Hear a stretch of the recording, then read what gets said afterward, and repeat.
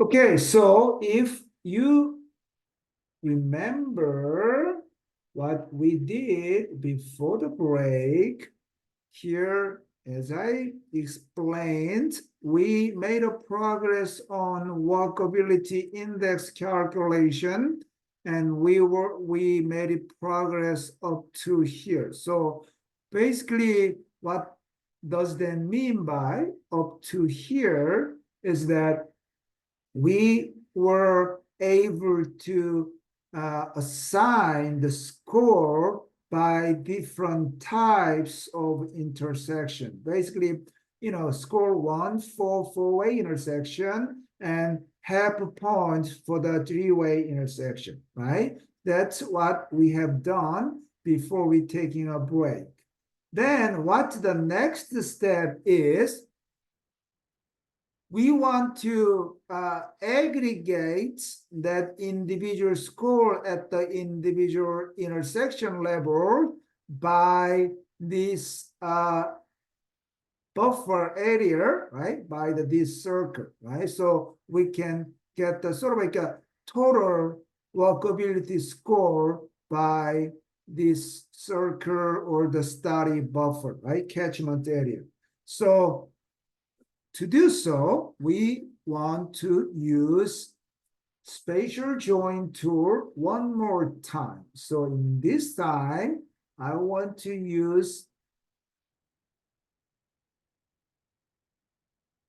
toolbox tool, that geoprocessing tool called spatial join one more time.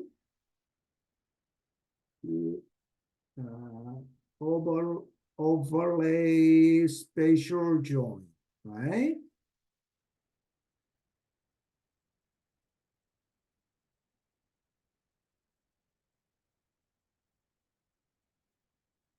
This time, what I want to do is that, once again, the primary table and foreign table, and this time we want to associate two layers, intersection layers and study buffer layer, right? The intersection layers and study buffer layer. And once again, either one of them is okay to be your target features and the other one in a joint feature. I mean, you name it, whatever layers that you can put in the target or joint features as far as you understand the relationship.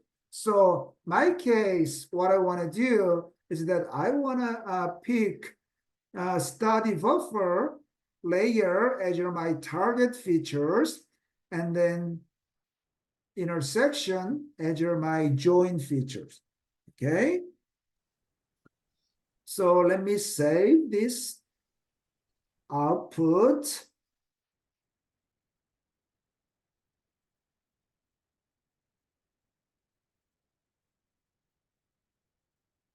So let me save this output. I restarted my GIS. That's right. Okay. So let me save my output here. Intersection by study area or something, whatever name that you can use. Fine. The whole idea was I just give the name of the output file and relationship. In this case, one study buffer can have multiple intersection. So one to many relationship that I want to choose, right? Then intersect, I'm going to leave that as it is. It's totally fine with that. So let me shoot the spatial join.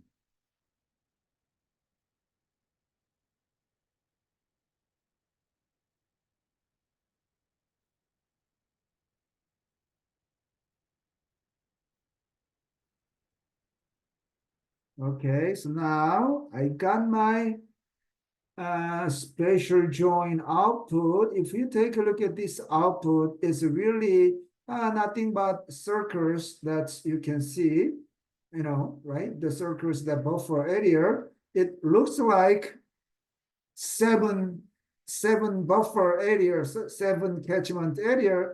Actually, it's not 7. If you open the attribute table of that spatial join output, we see 238 records right there. In other words, 238 intersections within the 7 circles. And if I select, let's say, for example, 1 catchment area, the circles like that, then means that's not a 1 record, but that's a 17 record, as you can see.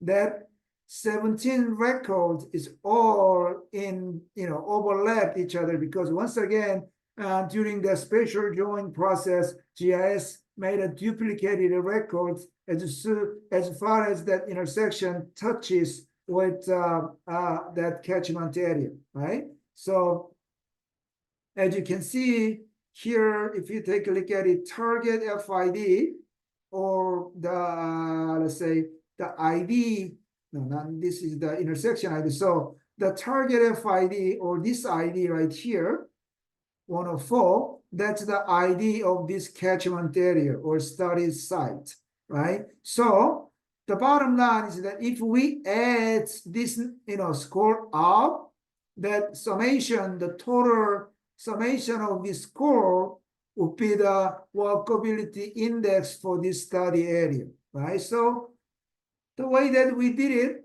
before is very similarly. So I want to use this ID field. I want to summarize.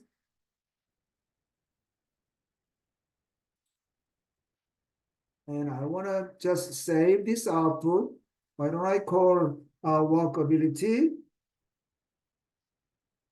score?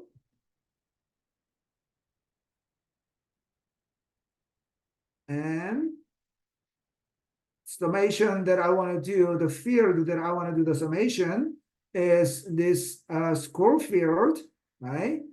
I want to get the summation by this ID right here. The reason why we have ID bracket ID is that we have 2 ID field the same name. So I mean GIS kind of want to differentiate each ID field from each other. So I mean the bottom line is that we are aggregating the score data by this ID, which is study site ID, the catchment ID. Okay, and if I click OK, finally we got the walkability score. And if I open, so this is the walkability score. Obviously, I mean I can do the table join again here. I can do the table join again back to this buffer site or intersection, not the intersection, I'm sorry, the study site point. But let's not worry about the table join. Let's just take a look at it. See here, if I take a look at it, and let me arrange the data by descending order, then the study boundary or the catchment area that has highest walkability score is catchment ID 103. So if I take a look at catchment ID 103, why don't we look at side by side? Okay, so if I organize table side by side, it's okay. 103, that's the area with the best walkability index score, right? So, and as I pointed out earlier, that's the area in the downtown Pomona. If you guys are familiar with, I mean, if you have some local knowledge and familiar with this area, right?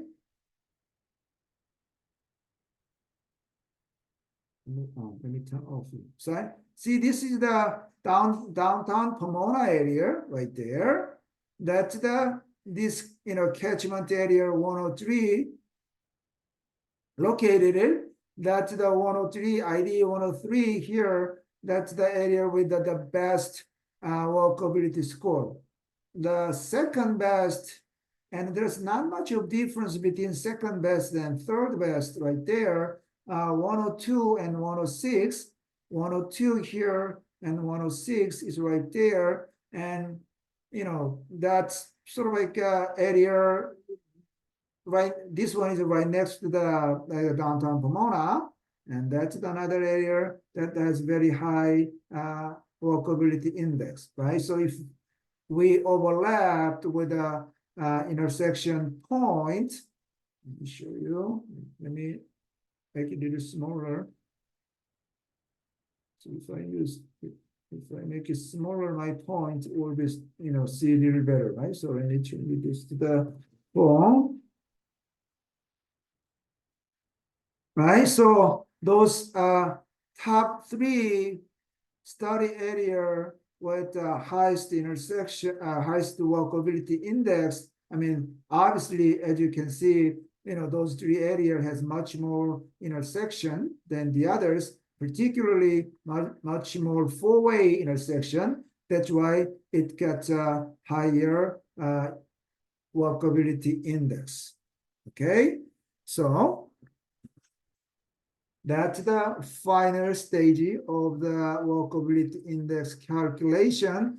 Once again, pretty much the most important groundwork is done before lunch break. And at the lunch break, as you can see, we quickly aggregate those, we quickly associate that intersection with the study area buffer and aggregate the walkability score by the study area ID. That's how we can see this walkability index. Okay, so once again, that's the one example is that you can use this geoprocessing tools that you can calculate and measure one of sustainable built environment index. In this case, walkability index. Okay, everybody good? Everybody doing okay? Good. All right, so there's some other these. Okay, so basically, transit accessibility, highway accessibility, those kind of accessibility measures, and shopping opportunity. There's a lot of other indexes that represent sustainable built environment, many different ways. I have actually a couple of more exercise for the built environment measure, but why don't I skip this for now? I kind of fall behind a little bit, so why don't I give it a try to catch up this afternoon's session. I believe I can have about like a 20-30 minutes and the end of today's training session, so that if I have time, let me come back here and let me cover this and show you how to do it. But for now, why don't we get the next session done, and then depending on the time availability, let me come back here and revisit what I left here. Okay, so why don't we just move on to the Raster suitability analysis. Okay. So the goal of this session number 3, raster analysis, raster suitability analysis. The terminology suitability analysis, explain a lot, right? Suitability analysis is finding out the, location, that meets those conditions that you set up, right? So suitable location, right? So that's what we're gonna do this afternoon. Actually, this suitability analysis is based on raster data and raster analysis. And the examples and the case that I want to use in this afternoon for the suitability analysis is identifying the best location for the multifamily housing development. Okay, it sounds a lot similar to what we discussed earlier with the Pete. Pete was looking for some property that he can develop multifamily housings. So this afternoon, the examples that I want to use for the suitability analysis is that, hey, why don't we identify the best location for the multifamily housing development? But this suitability analysis is, really generic analysis. I think that this suitability analysis fits best with the GIS analysis because it addresses multi-layers together. I mean, you will soon see how to handle multi-layers together. But basically, this generic analysis that I want to introduce and I want to have a practice together with you can be applied to any types of analysis. I mean, like I said, today I'm going to use multifamily housing development as examples, but it can apply to anything. You name it, almost anything. So, I mean, an example is that this semester, actually last semester, one of my master students did her master thesis research employing this suitability analysis and identify the best location for homeless shelter, for example. And you can do habitat preservation analysis, you name it. Almost every cases that you want to identify sort of like a suitable location or location analysis. Yeah, location analysis, then you can use this suitability analysis. Okay, so I mean, let's say if you're not really in the, let's say, housing development or something like that, but I want you guys think of it, how you can tweak this analysis a little bit and use for your everyday tasks, or what you wanna achieve. Okay, so I want you guys to think about it. So before we jumping into the raster analysis, I want to quickly touch upon the raster data. I mean, this is the slide that I shared that day one, 2 days ago, right? So raster data, I just cell-based data and pixel-based. Each pixel has stores one number, one quantitative number. Raster data does not store text value. It's only store a number, numeric value, one number in a one cell. Okay, I want you guys to kind of remember that. And another sort of like a basic knowledge of raster data that I want you guys aware of it is something called cell size, right? And ground resolution. I think somebody asked this question, Joanne or something, in the first day when I introduced the raster data. Somebody asked, can we define the cell size or something? So I says, oh yeah, of course we have to do it, and we're going to discuss that in the day 3. So this is what it is. Actually, the cell size of raster data mean resolution. When you guys, let's say when you guys handle a JPEG file, for example, I mean, the resolution of JPEG file, we commonly defines with the concept of DPI, right? But dot per inches. So within a 1 inch dimension, how many dots or how many pixels in there? So obviously higher pixels in that given dimension, that's the higher resolution. Once again, we can present more articulated shapes in the photo, right? Everybody aware of that? Yeah, yes. Right?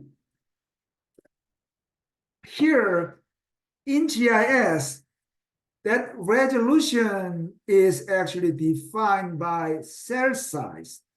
Another synonym of cell size is ground resolution.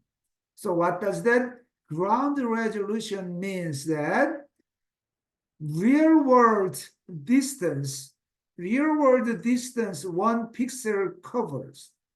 So in this afternoon, I'm gonna consistently use like 1 meter resolution or 100 feet resolution or 300 feet resolution. I mean, that language, I'm gonna use it. That's the sort of jargons GIS people, I mean, GIS industry always use, because resolution here, as I said, a ground resolution means that this, dimension of one cell and the one distance, actually, the distance that one cell covers. Okay, so 10 feet resolution means one cell, and my rest of the data covers 10 feet on the ground, real world, the surface of Earth. Okay, so obviously, smaller number, smaller distance in better resolution. So the other way around from DPI, high DPI number represents higher resolution in JPEG, but rest of the data in GIS, smaller distance represent higher resolution. So if you guys download the data, like a satellite imagery data from USGS or any LiDAR data or any, the remote sensing data, if you download it from the USGS, then you will see resolution says like 30 meter, 10 meter. That's the very common, remote sensing data resolution. In other words, one cell covers 30 meter, 10 meter on the ground. And let's say if you guys download the LiDAR data from like, I don't know, Radia or whatever, much finer resolution data, and that you can get from like 1 meter or even 1 foot resolution LiDAR data nowadays available, right? So that's the resolution and cell size that we're talking about. Then what's the suitability analysis? And suitability analysis kind of define, where whatever you're looking for will fit on this ground, right? So obviously, we want to find the area that what you're looking for fits where, right? So that's the suitability, right? That concept is how well fit into that area, right? So how suitability analysis typically goes is that we define and we sort of quantify suitability score layer by layer. So you can set up the multiple condition.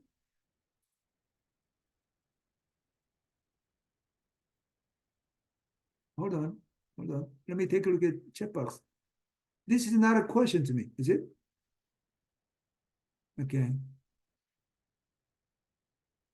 Okay, so all right. So it's not a question, some discussion going on. Okay, I'm sorry. So going back to what I was talking about. So suitability analysis is based on actually multiple layers, right? So layer by layer. I mean, you can call it this layer as like, let's say, condition. I'm looking for some area that meets this condition and this condition, that condition, right? So you can call it this as a condition, or you can call it as a variable, and each condition or variable can be represented by each layer of GIS data. And then at the end, we kind of get what we kind of smooth them all out and to aggregate all those data into the one layers. So this is like a final suitability layer. Then we can see which area is more suitable and less suitable, for example. So that's the sort of a quick overview of suitability analysis. Okay, so if we kind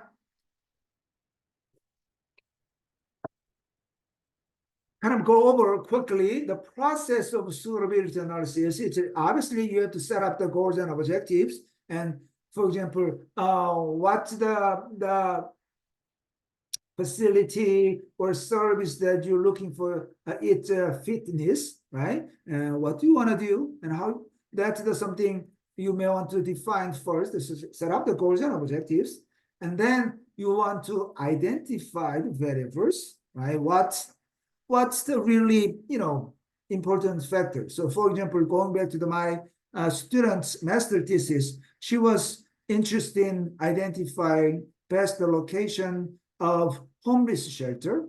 Then what's the facility or service that will attract homeless shelter or discourage homeless shelter, right? All those sort of pros and cons and all those conditions that she's interested in, she needs to take it as a variable, and then we need to collect the data that represent that variables, right? And then we clearly define how to quantify all those variables, and using the GIS, we're going to quantify, and bam, we're going to conduct the suitability analysis with the GIS. So, I mean, GIS technique and GIS analysis is important, but more important thing in this analysis is that you have to have very clear goals and visions, and also you have to have those significant variables you have to identify. Okay, that conceptual step is very, very important. Okay, so I want to make sure that everybody understand this overall framework and the process of this analysis. Okay, so why don't we do the sort of like a suitability analysis? Okay, so as I said, the goal of this analysis, once again, in order to save the time, I just came up with my own goals and objectives, right? I mean, it would be much, how can I say? We can have a much more fun if we do the brainstorming and, all those conversation and discussion and develop that idea. But I'm sorry, but in order to save the time, I came up with my own sort of scenarios and my own goals. Okay, so we're gonna conduct the suitability analysis. Okay, actually the goal and objectives of that suitability analysis we are about to conduct is that, as I said, find and prioritize the area where multifamily housing is suitable, right? So kind of a best location for multifamily housing development. Okay, so this is an example. So sort of how I envision is that at the end of this analysis, I'm gonna have this types of one raster layer showing suitability score. So this dark blue, for example, is representing higher suitability score, which means the suitable location for the multifamily housing developments, right? So on the other hand, those bright yellowish color, that's the area with a lower suitability score, which means less suitable for multifamily housing development, right? So I want you guys envision this kind of like a transitional color that represents suitability scores. Okay, And next step. So identifying and quantifying the variable. So once again, long story short, I did a little bit of groundwork, and I want to share this idea with you. Let's do this suitability analysis together. So to me, the factors that I want to consider, or factors that contribute to the multifamily housing development are, I mean, there's many, right? Endless factors, maybe. But I just picked 6. Transit accessibility, highway accessibility, as your kind of a transportation factor, right? And some amenities. Proximity to parks, proximity to grocery store, because I just, I don't want to drive my car often. I want to reduce auto dependency. So I want to manage my everyday life as much as I can without the car. So how about, close proximity to the grocery, right? And another the category, broad category that I'm interested in, and I thought that the factor that contribute to the multifamily housing is a crime, right? Safety. So crime will be the important factor. Also, affordable housing project would be one factor. That's how I envision, and that's the variable that I identify. So this is how I'm going to define those variables, and this is how I'm going to quantify, right? So transit accessibility, I'm going to measure with a bus stop density, which is, higher bus stops mean higher number of bus stops mean higher transit accessibility, right? So the higher is the better, mean the higher bus stop density is, better for multifamily housing development, right? Does it make sense?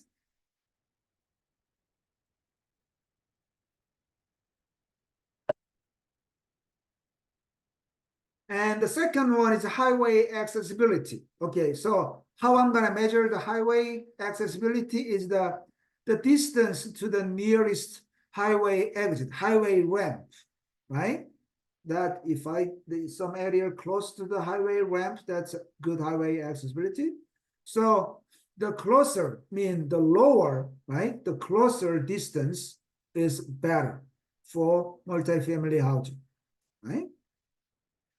Proximity to park, actually the distance to the nearest park, right? Also closer, right? Mean lower distance is the better. Same thing to the grocery store, closer is better. Property crime, the lower crime, the property crime that I'm gonna measure with like a burglary data, so property crime data. So the lower crime is the better area for the multifamily housing. And affordable housing, this is a little controversial. And I have affordable housing project data, location of the affordable housing project. So according to my definition, the higher number of affordable housing project is the better for the multifamily housing development. Maybe this is a little controversial. Let's say, hey, I'm a developer and I'm looking for the multifamily housing development, but the multifamily housing that I have in my mind is like a luxury condominium. So I want to stay away from this affordable housing project. Maybe that can be, another perspective, right? But from, as a planner, I want to say, the more affordable, the area with the more affordable housing project is the better location for the multifamily housing, okay? If maybe some of you guys may not, completely agree with me, but let's let's not debate about that perspective. Okay, so let's just take this concept and why don't we give it a shot for the suitability analysis. If you do not agree with me, that's totally fine. So when you do your own suitability analysis, you can flip this and you can do whatever you want to do. Okay, so I believe this is not totally off from the general, perspective of planners. So let's say, I mean, once again, a lot of you guys in a local government, and when you guys decide, land use changes or land use updates for accommodating more multifamily housing, and you may want to think about these approaches, right? So that's how I this is how I'm going to conduct my suitability analysis. Okay, that's my sort of like overall frame. Okay, so that's the process. Let's not worry about this process. So why don't we take a look at data? So why don't we go back to the GIS? And let me start over. So let me new map project. Map view.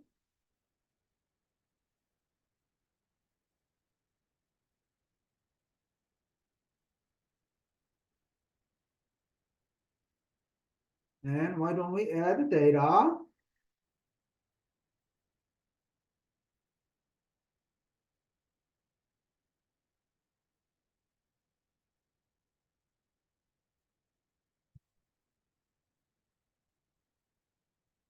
If you guys go to the section 2, feature data set, and I have everything that you want there. Okay.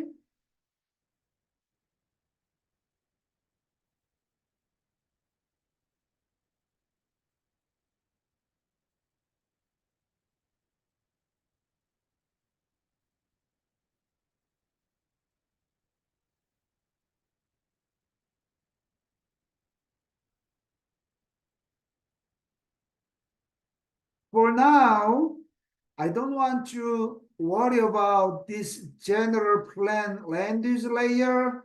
Let's address this later. Okay. And let's kind of super focus on everything else. Okay. And let me go over the data briefly, introduce those data layers to you guys. Okay.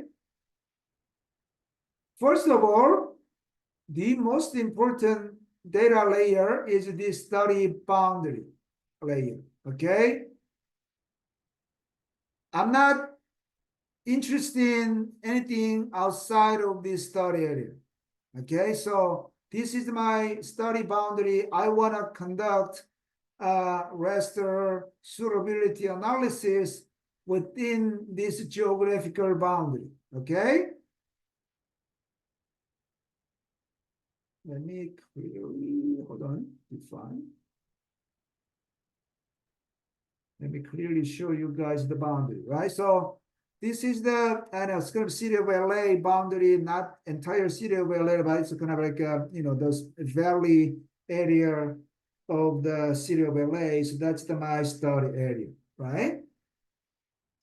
And if I go one by one, as I said, hey, bus stop density, I want to measure transit accessibility using bus stop density, right? So this is the bus stop, as you can see, following the major arterials and road, and there's nice lines of bus stops right there. And highway accessibility, I want to measure with distance to the highway ramp. So if you take a look at highway ramp data, so that's a bunch of dots and points that you can access to the highways, right? So that's along to the major highway, we have highway ramp layers. And proximity to parks, I have the parks data right here, that neighborhoods, park, and regional parks all captured in this polygon layer. And grocery store, I have grocery layers. That's the location of the major grocery store, including some ethnic grocery store as well. So if we take a look at this data, for example, we have like a grocery store like Vons and Arboson, or, Ralph's, Trader Joe's, including like a 99 Ranch Market, which is like an Asian Chinese grocery markets also there. So all the location of major grocery stores you can see here, basically. Okay. What else? And a crime, actually. I have a crime data, the location of a burglary. Actually, this is a burglary data, 1 year burglary data. You see that crazy, right?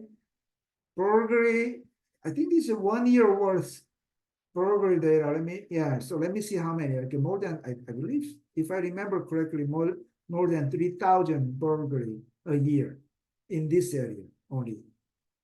3,166. So, almost like what?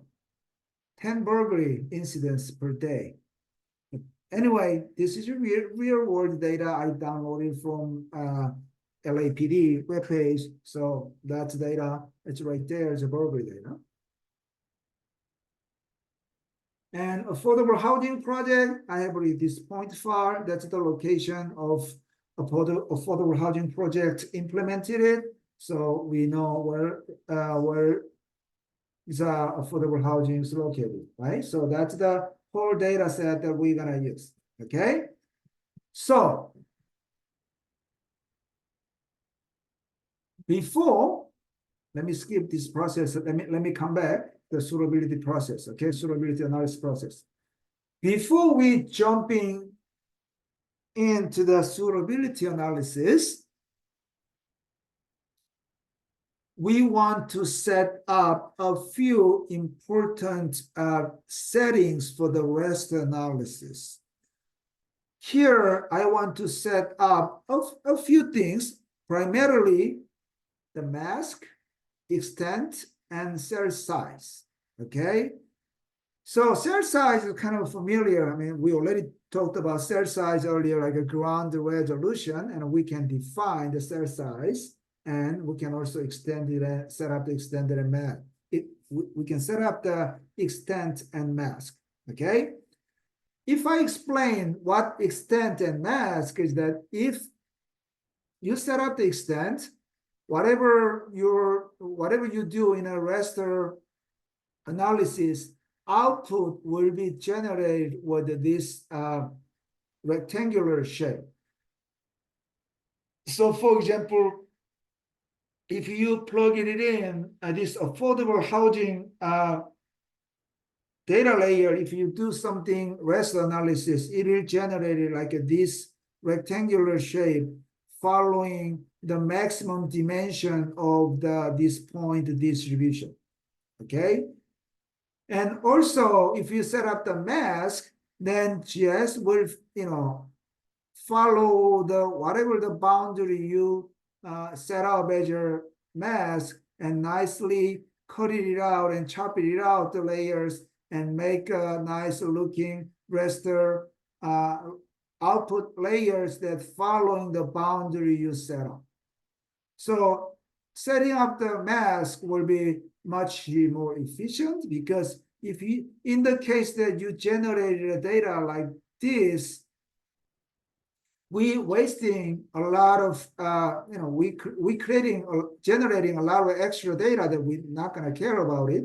Also, that's going to make our analysis slower. So if you setting up the mask, it will be a good idea, because it's not only it's nice looking following this boundary, but also it will save a lot of time and computer space for us. Okay. Cell size is particularly important. So while, excuse me. Yeah, my dog's barking, so just give me a second. Let me close the door, okay?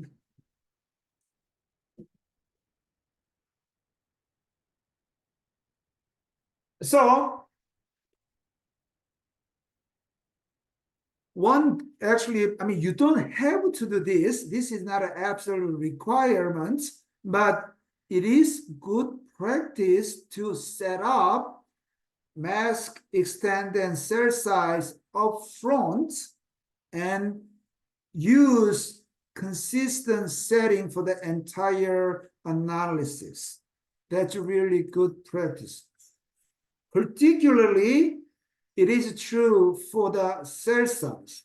The reason why cell size is important is that, as you saw earlier in these examples, this raster analysis is it looks like geospatial analysis. Yeah, it's actually geospatial analysis for sure, but hold on. So, but actually internally, this raster analysis is a more mathematical calculation. So what does that mean by mathematical calculation is, let me show you an example, okay?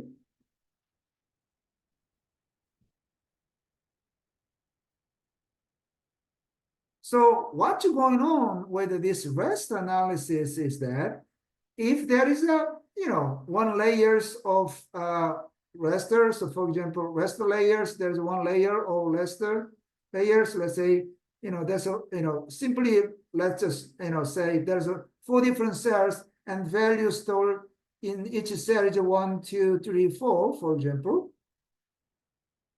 And if there's another cells there, let's say this cell says 1, 1, 2, 2, for example. And the end of day, when we do the raster analysis, let's say what's going to happen of the raster analysis that, let's say, hey, I want to do the summation of these 2 layers, then what GIS gonna do actually is that it's gonna find it out the overlay, sort of a matching cells. Okay, so this cell match with this cell. So the output here is a 2, and 2 plus 1, 3, and 4 plus 2, 6, 3 plus 2, 5. So this mathematical calculation will happen during the raster analysis. Okay?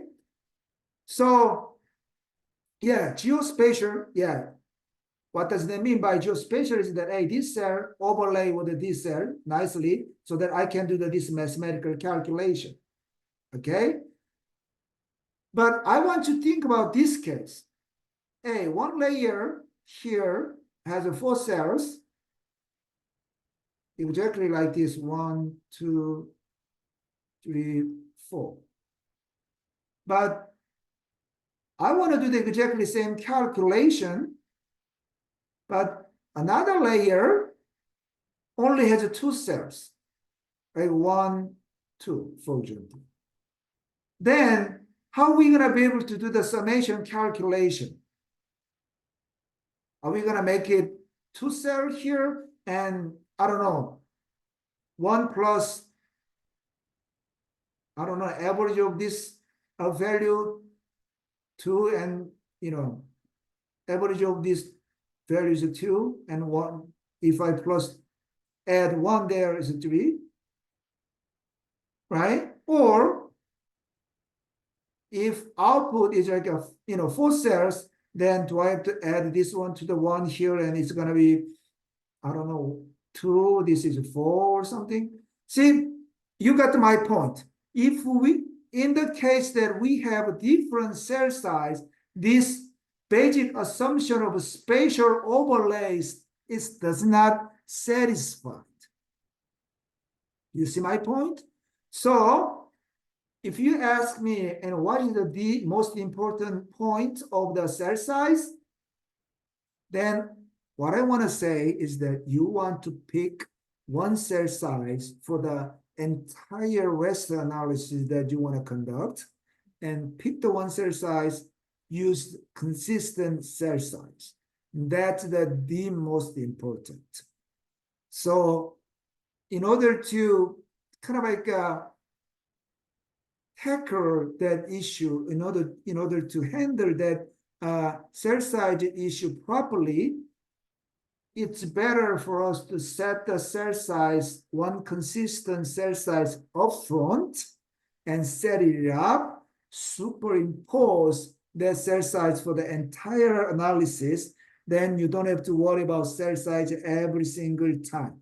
Okay? So those, we call those environmental setting is important, particularly set up that environmental setting upfront before starting the raster analysis is very good practice.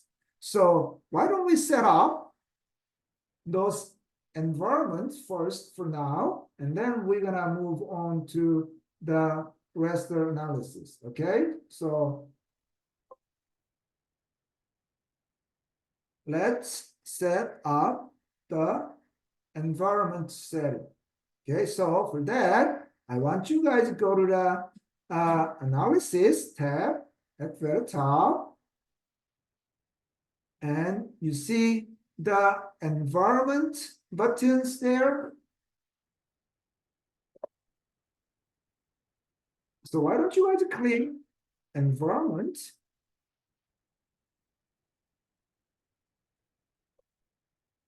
Here,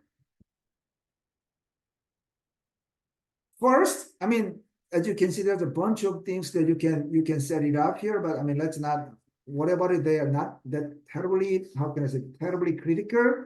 So the most important environmental setting here is the first, extent. If you take a look at here, processing extent, why don't we choose this extent, study boundary as our extent. Then the interface will quickly change it to the 4-box with a bunch of XY coordinate number, and you don't have to worry about it. So as far as you choose a study boundary here, then that GIS will set up the extent following the study boundary, okay? And here, bottom here under the raster analysis, there is something called mask, right? So why don't we set up the mask here? Exactly the same way you want to select study boundary as your mask, then all the raster analysis output will, aligns with the boundary of your study boundary layer, okay? And cell size. Here, there's a cell size, right? Everybody here. Why don't we use cell size 100?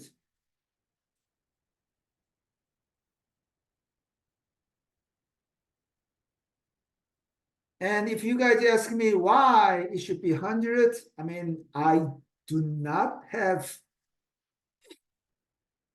very clear answer. This is my sort of like a guesstimation, right? So, I mean, my point is that there is no golden rules that you can follow to define your raster cell size, okay? And you always kind of need to think of what you want to exactly measure and what's the scales of your data that you want to use, and then you have to make a decision. Only things that I can say is that if you use the smaller cell size, yeah, it will be finer, but your data size will become larger. If you use, large cell size, the other way around, data file is smaller, but you're not going to be able to, find it out very detailed distribution of the scores. Okay, so you have to toggle between these two extreme or not the two extreme, but between these two criteria.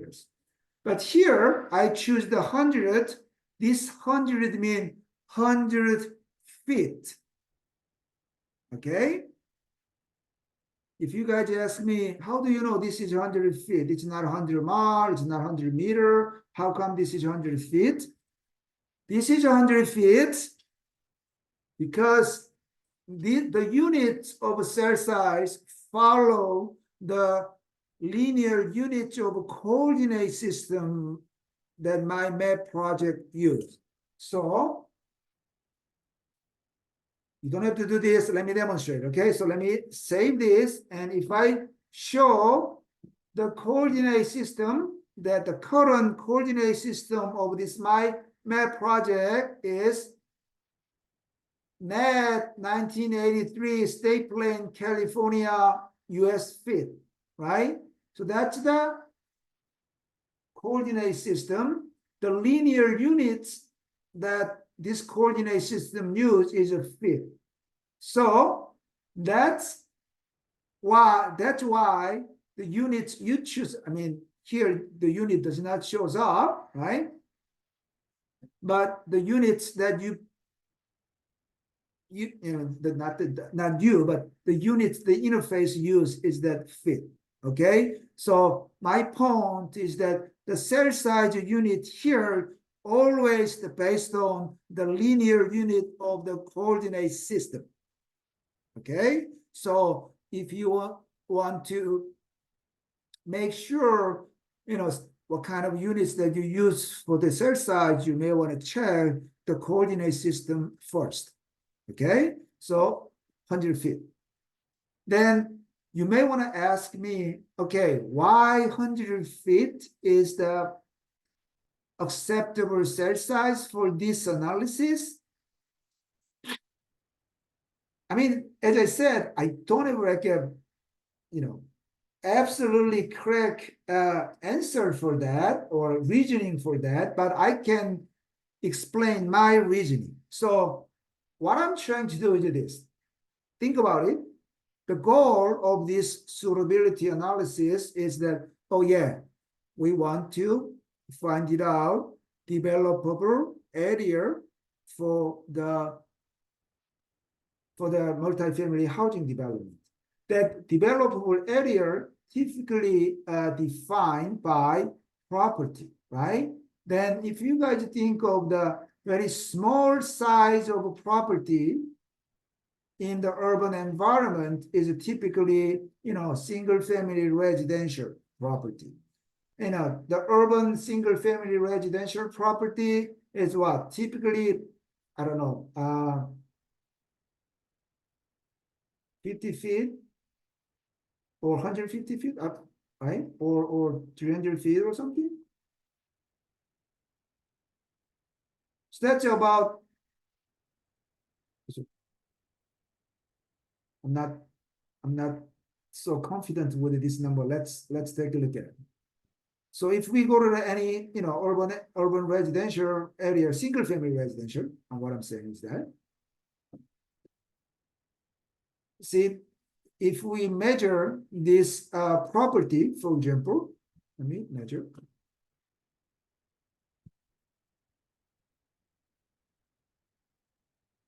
Right? 50 feet and 150 feet. That's a sort of like a small single family residential parcel. Right? So it's not 50 feet.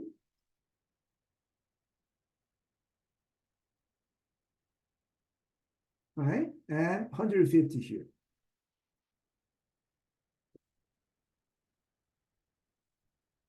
Then if I use the 50 feet cell size, I can capture this property with like a 3 cells, right? Everybody see what I'm trying to do here? But to me, 50 feet is little too small because, I mean, I'm not gonna build multifamily housing in the single family residential property. What I'm looking for is the multifamily housing development in the multifamily land use and some other land use type. So my theory here is that if I use 100 feet by 100 feet cell size, I can capture even small, multifamily land use property. Does it make sense? So I want to go fine enough to capture smaller property, but at the same time, I don't want to go too small so that, I'm not so interested in capturing single family residential property. Everybody understand my point? So once again, actually, there's no golden rules, okay? It's really depending on what you want to do. But I want you guys to think about, hey, what exactly you are trying to achieve and what's the factors that you want to consider, and then you can come up with a reasonable cell size, okay?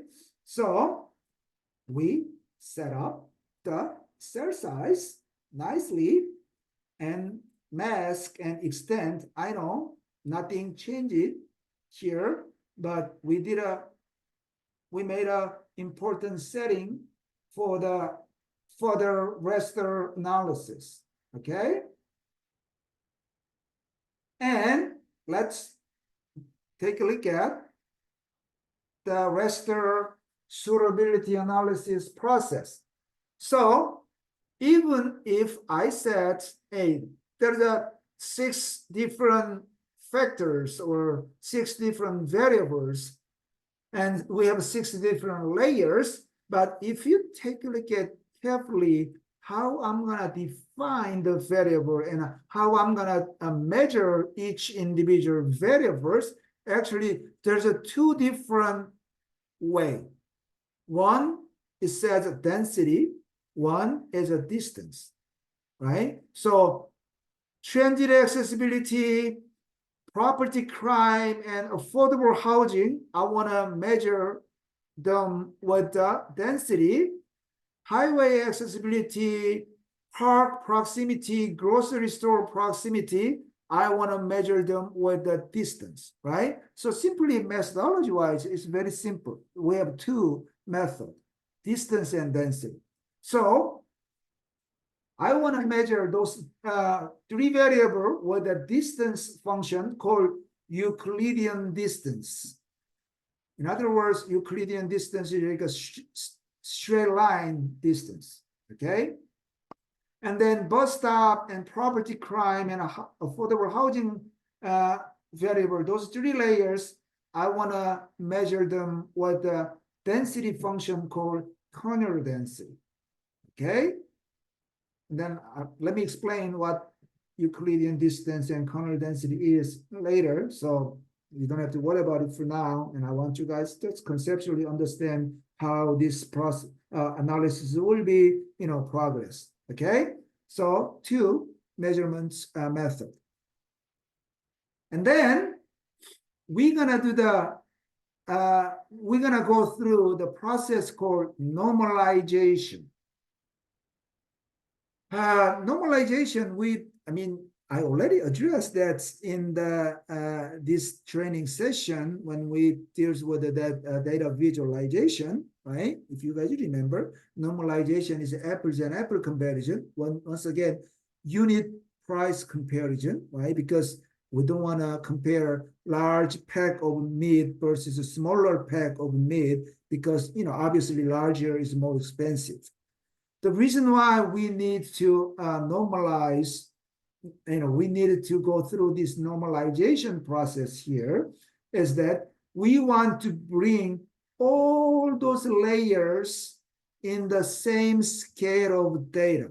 So in other words, what does that mean is that, for example, one raster layers can have a data range from 0 to, I don't know, 300,000.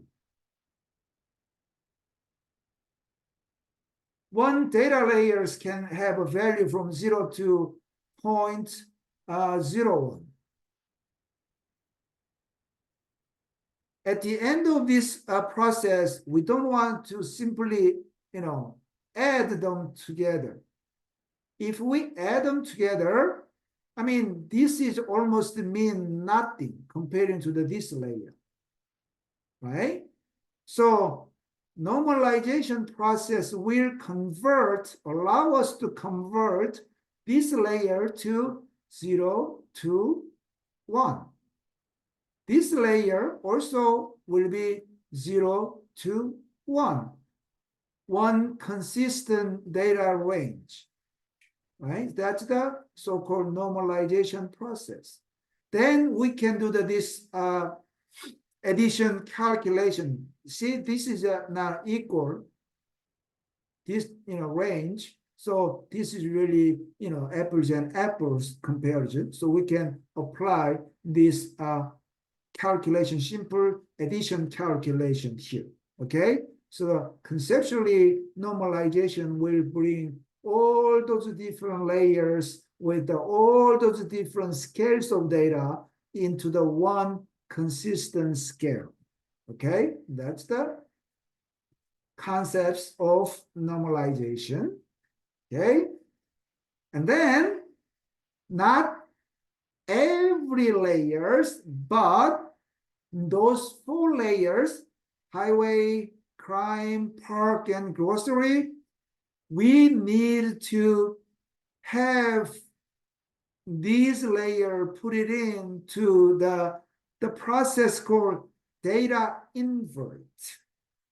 What does that mean? The data invert is that flip the data. So if we have the data range like 0 to 1, and if we plug it in, this data into the data invert process, the cell with the 1 value, which is the maximum value, will become 0.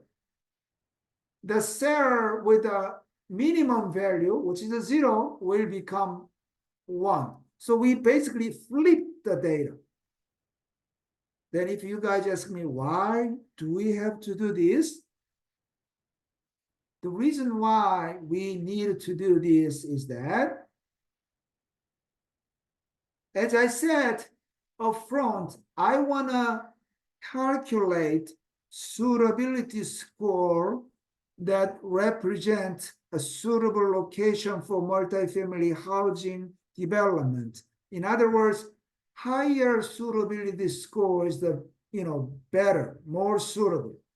But if you take a look at, for example, here, highway accessibility, if we did distance calculation will return simple distance layer, right? So in other words, think about it. The example is this. Excuse me. Hi. Hey. See, this is highway ramp. Okay. Excuse me. I want you to think about this situation. Okay. This is highway ramp. And we have a cell here. And another cell here. And if we did a distance calculation, GIS will tell this, for example, oh, this cell is 100 feet away from this highway ramp. And this cell will be 200 feet away from the highway ramp, right? Everybody get the idea? Then, according to my definition of suitability score, I want to say higher value is better, more suitable, but here, closer is more suitable than in terms of this distance calculation, smaller value is more suitable, right? So this data that representing is kind of the other way from the other way around from my conceptual thinking, right? So if we switch this data, for example, so make it this 200 and this 100, then, oh, value stored in here in this cell is higher than this cell, and higher value represents more suitable location for the multifamily housing, right? So this is, not GIS, but it's more conceptual thinking and making this quantitative value aligns with your conceptual framework, okay? And then that's why we need to go through this data invert process for those 4 layers. And we don't need to do data invert for the, for example, transit accessibility variable, because it's already higher value represents a more suitable area. So the higher the better. That's as I'm thinking. But the others 4, it's the other way around. That's why we want to flip this data. Okay. And then let's not worry about this part. I don't want to, let me explain this part later. So far, I explained the whole conceptual idea, and I introduced all those data that we're gonna use for the rest analysis. Okay. So why, okay, let me take a look at the schedule. I believe the 2:45 is the time that we needed to break, right? Okay, so yeah, 2:45 is the break. So why don't we take a 15-minute break? When you guys come back, why don't we finish this rest analysis with the GIS tools? Okay, let's take a 15-minute break. I'll meet you guys back at 3 p.m. Okay. I believe and I hope everybody have kind of clear understanding of the framework of suitability analysis, right? And now let's get our hands dirty and get the Raster suitability analysis with the GIS, okay? So first of all, why don't we start this part, Euclidean distance, okay? Euclidean distance, as I briefly mentioned, it's measure straight line distance, okay? So actually it measures sort of away from the what we want to measure distance from, okay? So GIS will calculate straight line distance, okay? So that's what Euclidean distance tool is. So let's do the analysis tools. And I want to go to the toolbox called spatial analyst tools.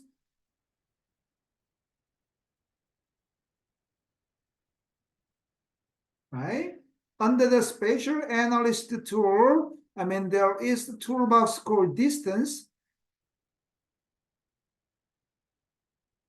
And the tools that we're gonna use is a distance accumulation. It's not so intuitive. Actually, the name of the tool is not so intuitive. More intuitive tool is under this legacy toolbox, and there's a Euclidean distance right there.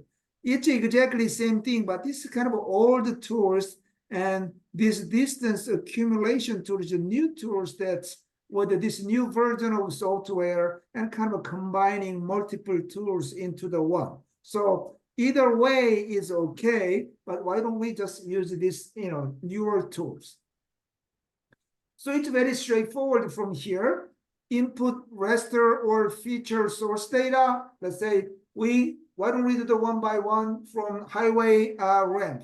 So why don't we measure the distance from the highway ramp, okay? and we want to save this output raster file. So let me click and let me go to the geodatabase. Then let me save highway distance, right? Highway distance. Just give it a name. And you don't have to worry about anything, bottom here, or the others is not actually applicable to the distance calculation. Only, optional things that you can do is the barriers, but barrier is like somewhere you want to stop. So let's say there is like a lake here, right? And if you don't want to do anything for the lake, and if you have a lake boundary, if you use the lake boundary as your barrier, then GIS will stop here. It's not going to calculate within the within this lake. So something like that. So you can, if you have any further data, you can take advantage of it. But let's not worry about it. And why don't we just shoot for this distance calculation? Okay.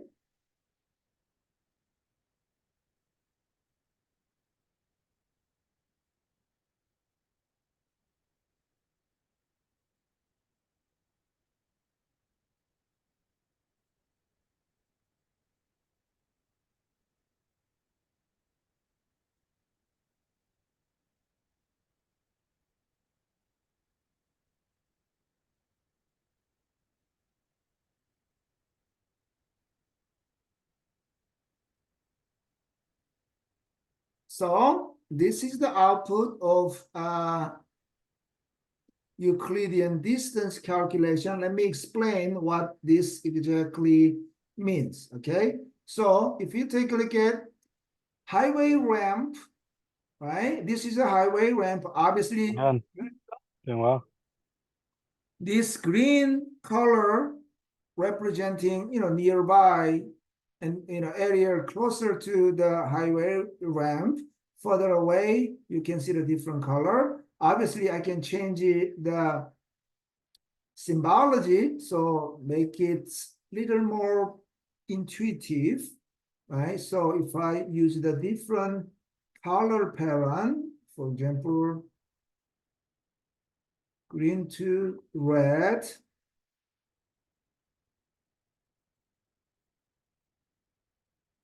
see, green color mean nearby highway ramp, red mean getting further away from the ramp. So this area is really far away from the highway ramp, this area as well, right?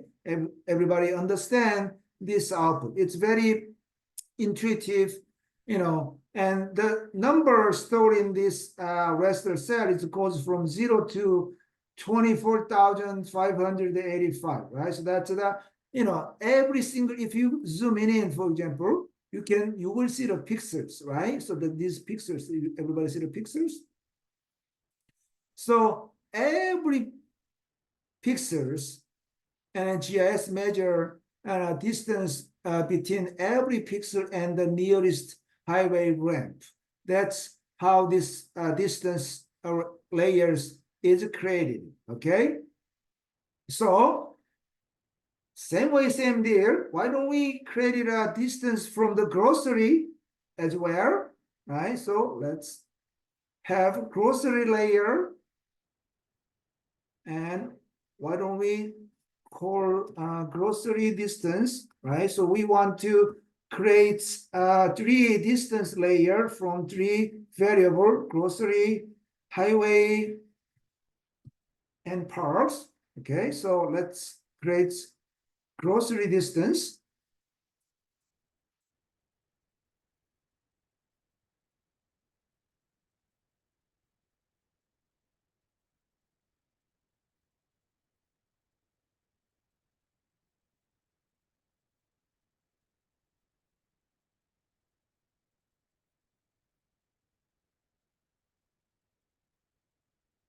Okay.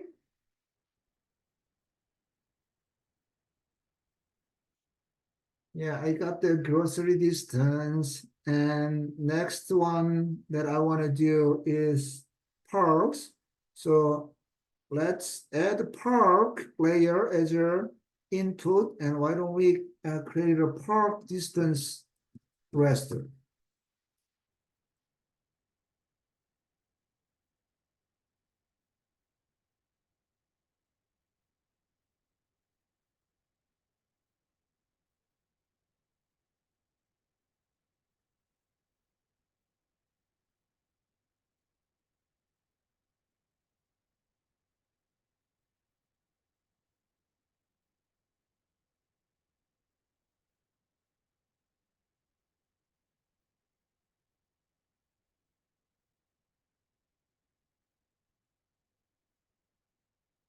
Okay, we got the parks distance layer.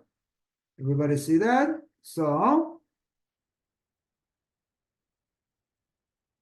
I have park, grocery, highway distance measure. So every cell from highway ramp, groceries, and park, I created three distance layer, as you can see here. Right?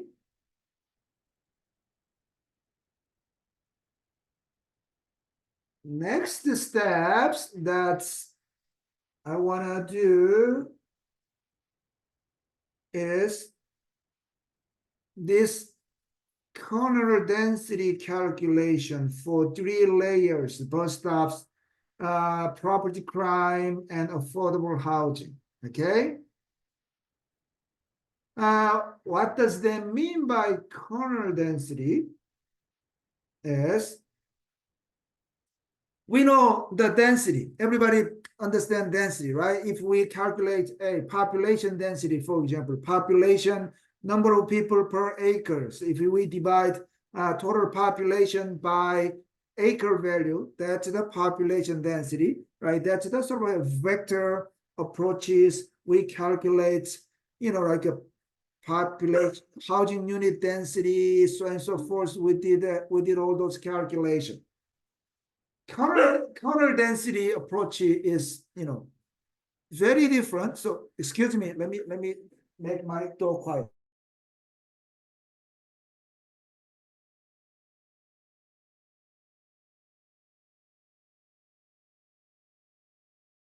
Okay, I'm back. I'm sorry about that. My dog is out of control. So anyway, the corner density concept here is quite similar to that density concept that we discussed here, but at certain level, and it's a little different from that, per acre calculation that we have done it. So how actually is it different is that when you conducted a density analysis, what GIS gonna does is that it's gonna create the cells, right? Raster cells, and from the center of the cell, it's gonna draw a circle based on something called search radius. So that's the something that you guys are gonna define it. Let's say, oh, this area is let's say concept of neighborhood, or the area is something related to each other, right? So you define the search radius by yourself. Then GIS is gonna draw the circle based on search radius, and it will count how many points in this circle, right? So, for example, 4 bus stops. So this 4 bus stop divided by the acres of this circular area, that's the density concepts that we're familiar with, right? Yeah, that's kind of the framework of this analysis, but on the top of that simple count, number of points per acre, on the top of that simple density calculation, corner density methods give a weighting score depending on how closer each point is to the center cells. So obviously this dark blue point is very close to this center cell. Then following this reverse exponential curve, GIS calculates weighting score. So this point gets higher weighting score and gets further away from the center of cells. GIS give you a smaller weighting score. So GIS does not simply count, hey, there's 4 different points in this circle. And on the top of that, GIS, this approaches theory is that, yeah, all those points in this circular area is not equal. Those points closer to the center cell is more important, more significant. So we want to treat those points different way by the distance from the center cell. Okay, that's the corner distance approaches. Okay, so corner density approaches. Okay, so that's the corner density idea. I want to calculate corner density of bus stop and crime and affordable housing. Okay, so let's say, for example, let's take a look at bus stop. Okay, that's the bus stop layer.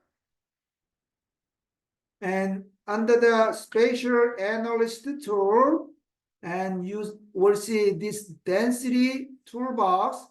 Under the toolbox, you have 3 density tools. The point density is simply counting how many points and divided by acres. Okay, so it's a very simple approach. To be honest with you, my 27-8 years of GIS experience, I never used the point density. I always use the corner density. Corner density is much better. It generated much better result. So whenever I set the density, that means automatically corner density. Okay, so let's use the corner density tools. So input is, let's say, why don't we do the one by one? So for example, I want to create a bus stop density. And let's not worry about the population field right now. Let me come back and explain it.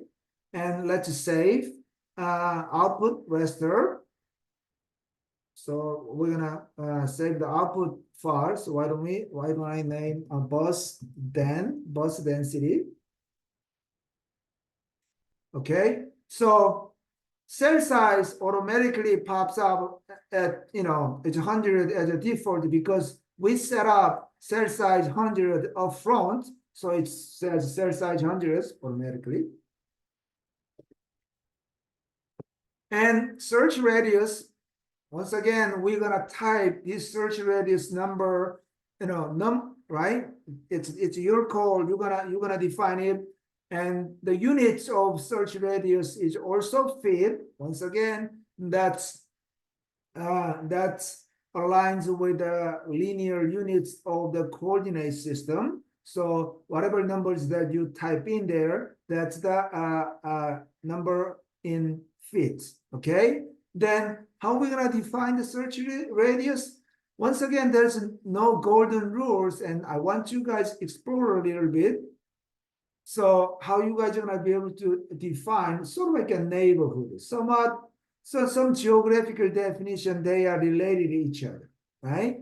So if I do the little bit of like a research on my data, and I want to say, hey, maybe from here and this boundary, let's say about 5,000. No, so let me take a look at the distance.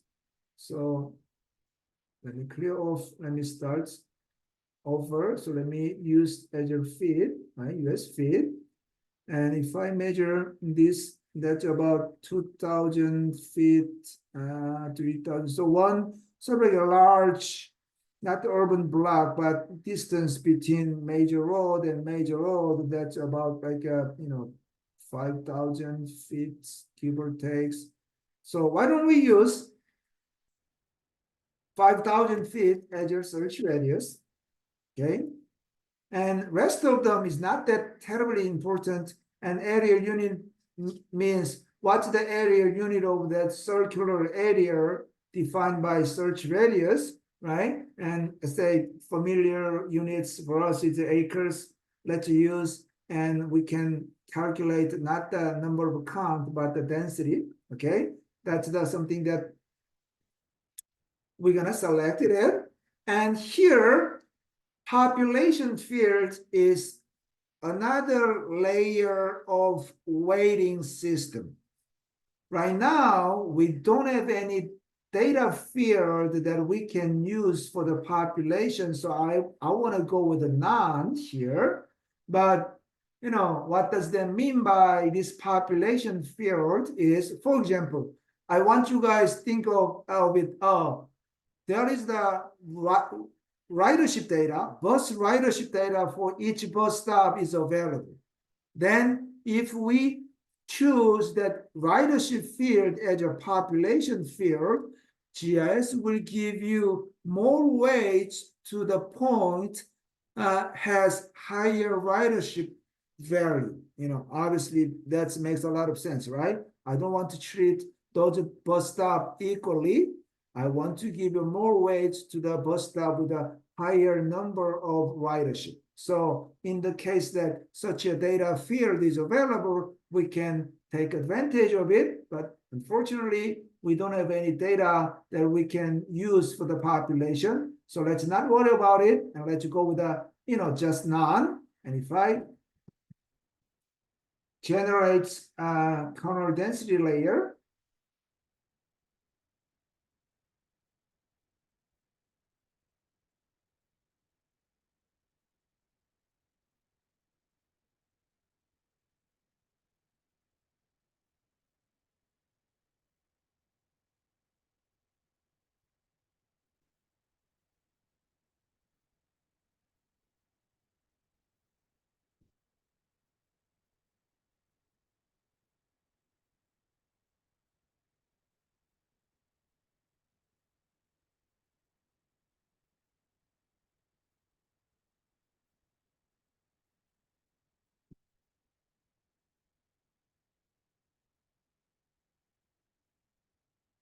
so I got the kernel density output. I hope everybody got it. And you may think that, oh, it's really odd. There's like a holes and blank and what's going on. And you don't have to be surprised.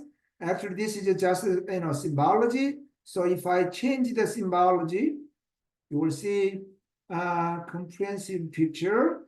So let me change it to the, for example, stretch method. And if I use color scheme,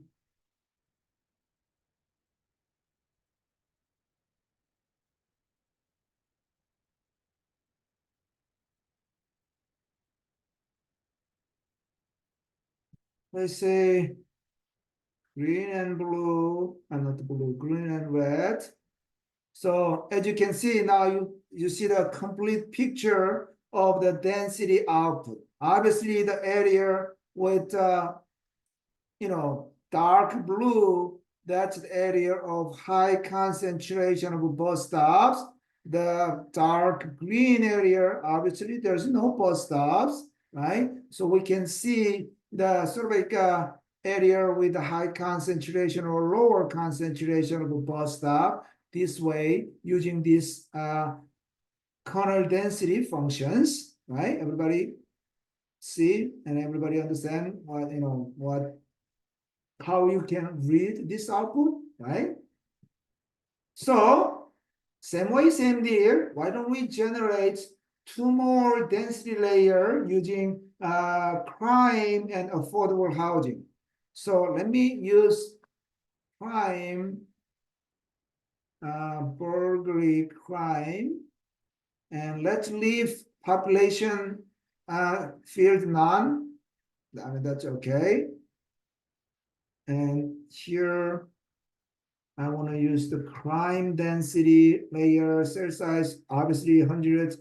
And search radius, you can explore a little bit and you can define the proper, I mean, not the proper, but the search radius that makes sense. But I'm not gonna worry too much about it for now. So why don't we just use the one consistent one, 5,000? Just why don't we quickly generate it? Density layer for the exercise purposes. I mean, if you spend more time and explore your data more, and you can come up with a little more the search radius that makes a little more sense, but I don't want to worry about the details for now. Okay, so just use the 5,000 feet search radius, that'll be fine, right? And then crime also, let me change the symbology of the crime. I don't like the way that GIS presents this data, so let me leave what that is black and white. Fine.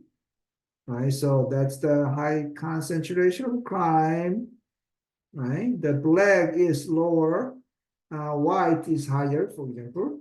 And same thing, I want to use the affordable housing layer as an input.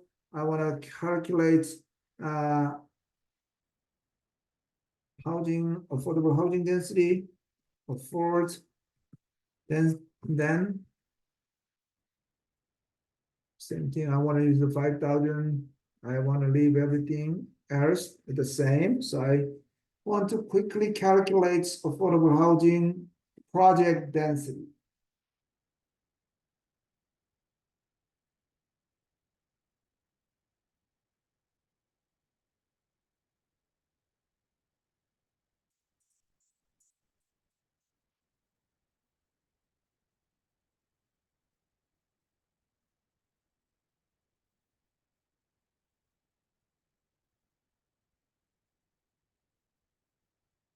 Okay, and I got the layer. So once again, let me switch the symbology so you can see better. Okay.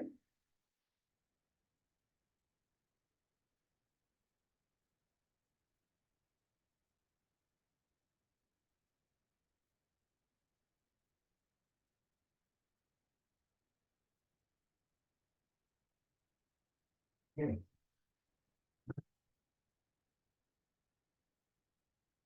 All right, so we got the 6 layers, right? I don't think we need all those vector layers anymore.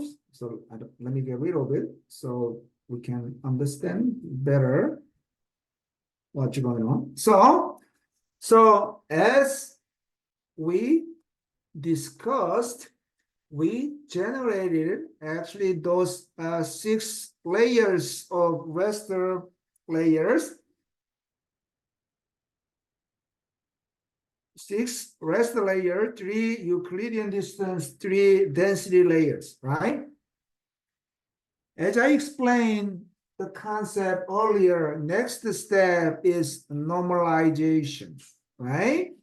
And once again, if you take a look at the data layer, the reason why we need to do normalization process is that, see, one layers, for example, affordable housing density layers value goes from 0 to 0.079, but highway distance layer value goes 0 to 24,585. So wide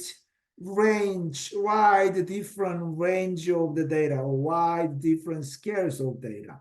We want to bring them into the one consistent range of scale. Okay, so that's why we want to do normalization. And here, how we're gonna do the normalization is that we want to superimpose this normalization equation. It's a simple mathematical calculation, okay? So the A means cell value, and subtract from the minimum value of the layer and divided by maximum minus minimum, then we're gonna get the normalization value. So in other words, if we superimpose this equation to this layer, then the value of the layer will become 0 to 1. Similarly, wide different, very different scale of data. Doesn't matter if we superimpose this equation to here, then it will become 0 to 1. Okay, so once again, the purpose of this process is that bring all those layers with the different scales of the data into the one consistent scale. Okay, so that's the normalization. So how we're gonna do this is that we're gonna use Raster tools called Raster calculator. So if you go to the spatial analyst tool, there is the toolbox called map algebra. Under the map algebra, there is only one tool called Raster calculator. Okay, we want to use that. So, for example, if you take a look at it, all 6 layers, fortunately, the minimum value is the 0. So we don't have to worry about this complicated equation. The equation will be much simpler, right? So minimum value for the all 6 layer is a 0. So we don't have to worry about, this part of the equation. All we needed to do is simply divide cell value by maximum value, right? Everybody on the same page? Like in this example, we don't have to worry about the 0 value, right? So how you're going to be able to do this is this. For example, let me do the highway distance layer. Let me work on highway distance layer. So all I needed to do is the subtract or retrieve the maximum value from this layer and use that and divide this layer by the maximum value. So if I go to the symbology,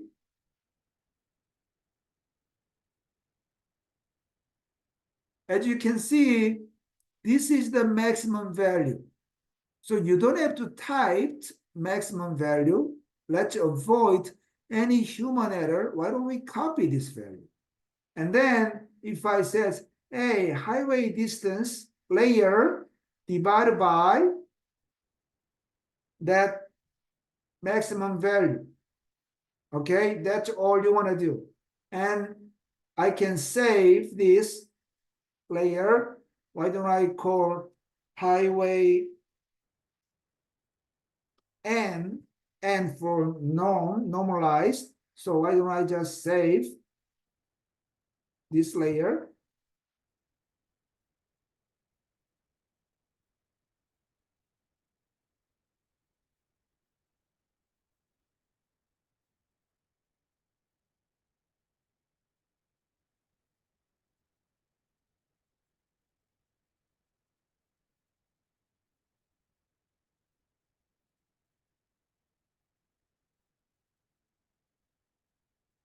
See, then as you can see, my highway layer, which has the data range from 0 to 24,585, rescale it to 0 to 1 value, right?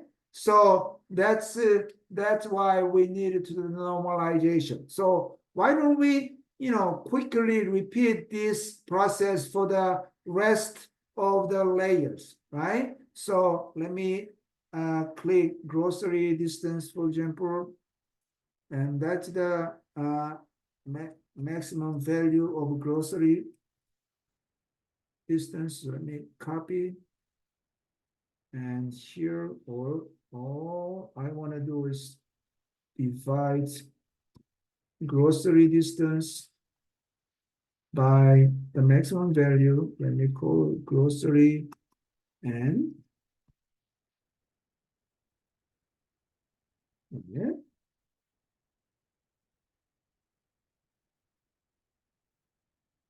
I know it's a little manual work, little, redundant manual work, but if we, touch one layer by one layer, then we can bring all those layers into the one consistent scales of data, okay?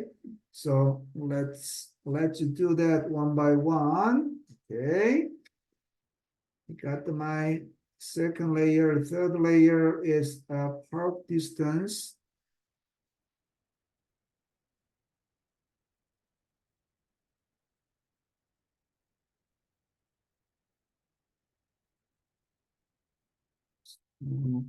The maximum value is right there.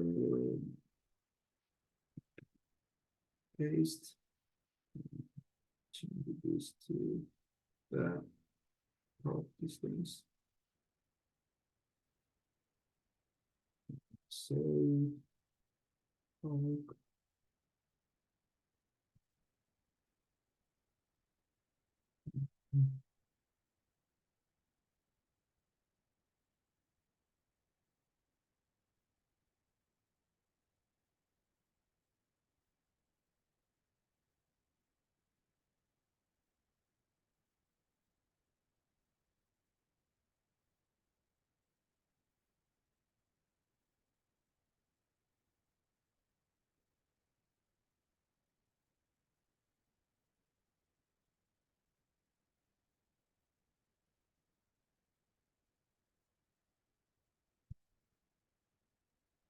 Okay, and then next one is the bus density. In this system, maximum value.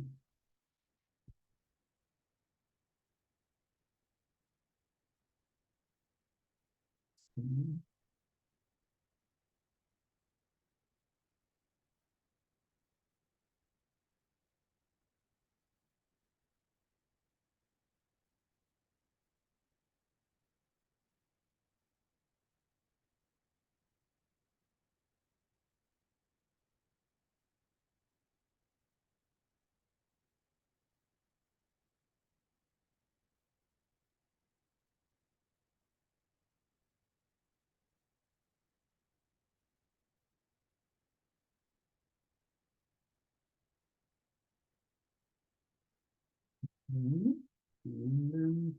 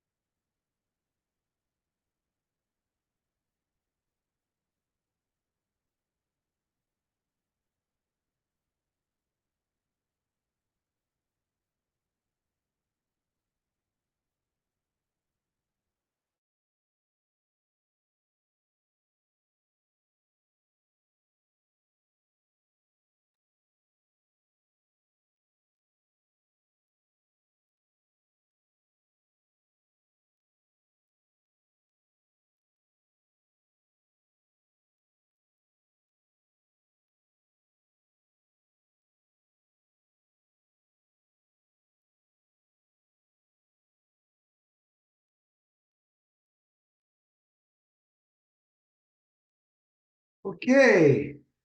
Everybody is doing okay. Everybody got all those 6 layers in a one consistent scale.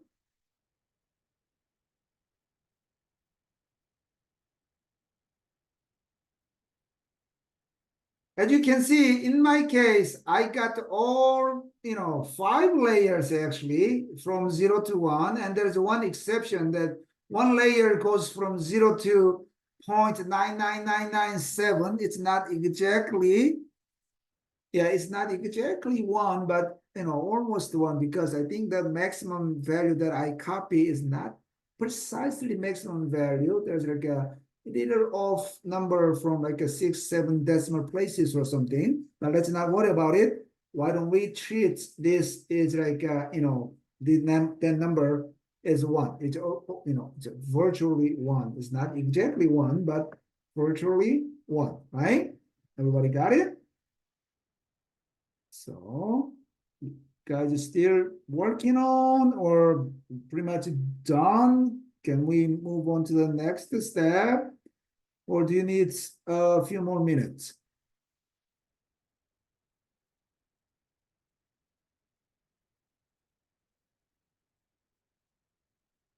Good, John, good. Everybody else? Okay. Okay, so see a lot of thumbs up. So that means, we're kind of like moving. We flows well, okay? All right, then. So next step is this so-called data invert process. I mean, the concept, I explained it earlier, right? So those 4 layers, we want to flip the data, right? So that we can make it minimum value to the maximum to the minimum, right? So that's the concept. We don't need to do for the all 6 layers, because two layers, bus stops, and what affordable housing is the already aligns with the value in those 2 layer bus stops and affordable housings already aligns with our conceptual framework, so we don't have to worry about those 2 layers. But the 4 layers we have to do the data invert, right? So how to do the data invert? Using this mathematical equation. Once again, this is very simple mathematical equation. So the cell value minus maximum multiplied by -1 plus minimum value. Okay, that mathematical formula will convert data. So the example, as you can see, if you guys plug it in this data layer from, let's say, 0 to almost 30,000 value, and then the output of this data invert, actually this data range is not gonna change at all. It will remain same, as 0 to 2942.79. Only the change is that this black area will become white and this white area will become black. So in other words, as I said, max area, the cells with the maximum value will become minimum value and vice versa. So it's a data flip, right? So that's the whole idea. That's whole idea of the data invert. So, for example, the highway ramp layers that we have, why don't we work on that layer for the data invert? And let me explain how it goes, right? So, for example, we're gonna use the exactly same tool, Raster calculator. And if we plug in highway normalization layer, right? Then all we want to do is -1, right? Maximum value is 1. So -1 in the parentheses and multiply by -1 as well. That's all we want to do. We don't have to worry about the minimum because minimum is already 0. So if you guys see the equation, the formula here, the A part here means the cell value in this raster layer. So we selected the raster layer and minus maximum value. Maximum value in this case is 1, right? And multiply by -1 value. So multiply by -1 and plus minimum value that we have to add. But as you can see, minimum value is 0, so we don't have to, we don't have to pay attention to this minimum part, minimum calculation in the equation, right? So this much of calculation or formula will be good enough for us. As you can see, I have GIS raster calculator. I have that portion, right? So let me save this output. Why don't I call highway underscore I for invert. Why do I name it that way? So if I run it,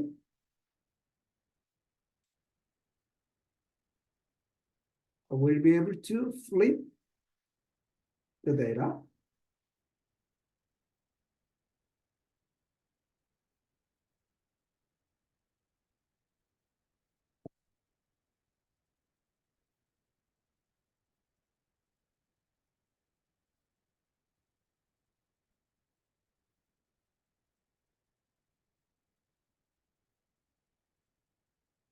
Okay, so I got the output. So let me show you and let me explain what's going on. Okay, so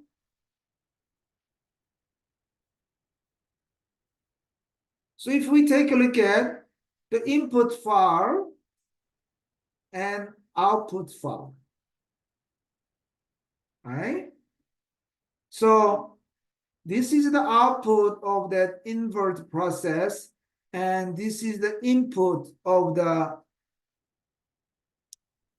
invert process. As you can see, the data range is exactly same, 0 to 1. I don't understand why we have a -0, but -0 is 0. Okay, we don't want to worry about that.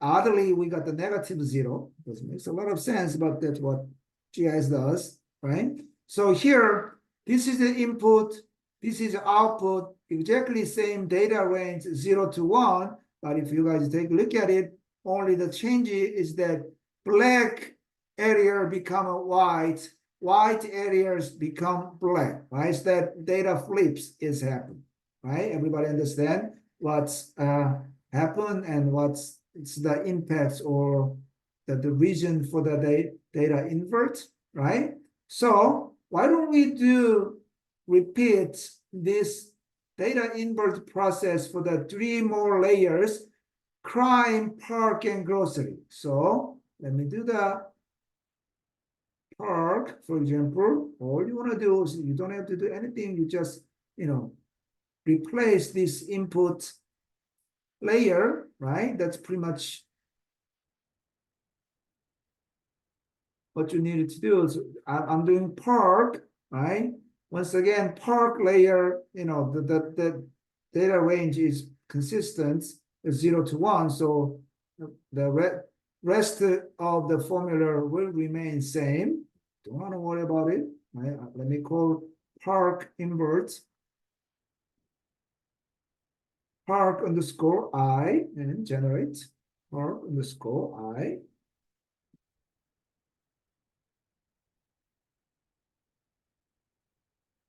There.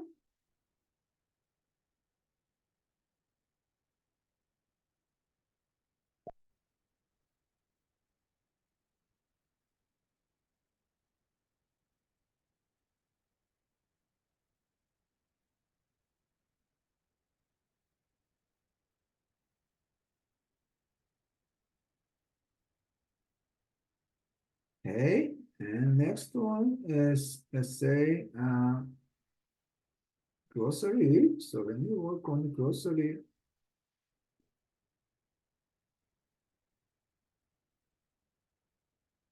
grocery, and when you name the grocery I.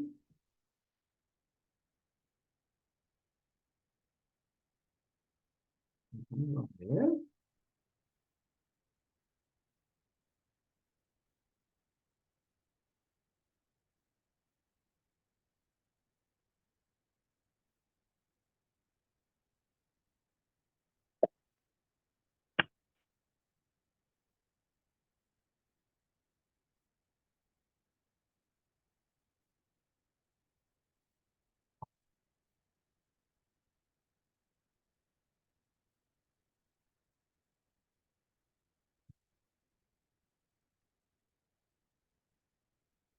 One last layer that I want to work on is the crime. But as I explained earlier, the crime, the maximum value of the crime layer is not exactly 1, but let's not worry about that. So like a minor difference. Let me treat that 0.99997 as your 1. So I don't want to change this equation. I mean, if you want to change the maximum value in that equation, I mean, you can do it. That's fine. But I don't want to worry about that small difference now. So let me just consistently use that equation. Then my minimum value will not be exactly 0, but that's fine. It will be virtually 0. That margin of error is acceptable.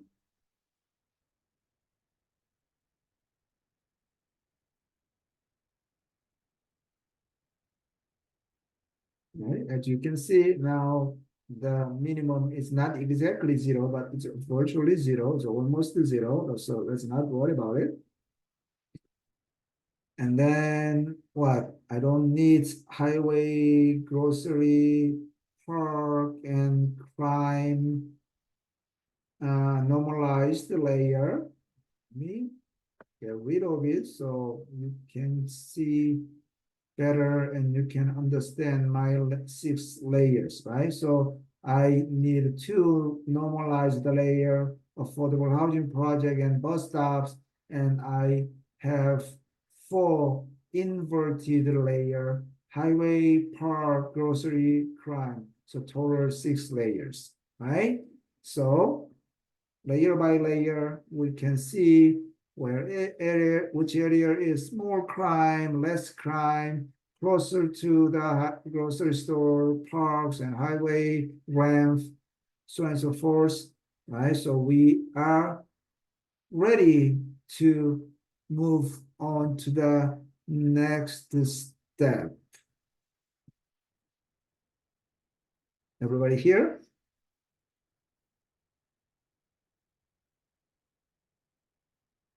Okay. Or do you need a few more minutes? Okay, everyone is ready.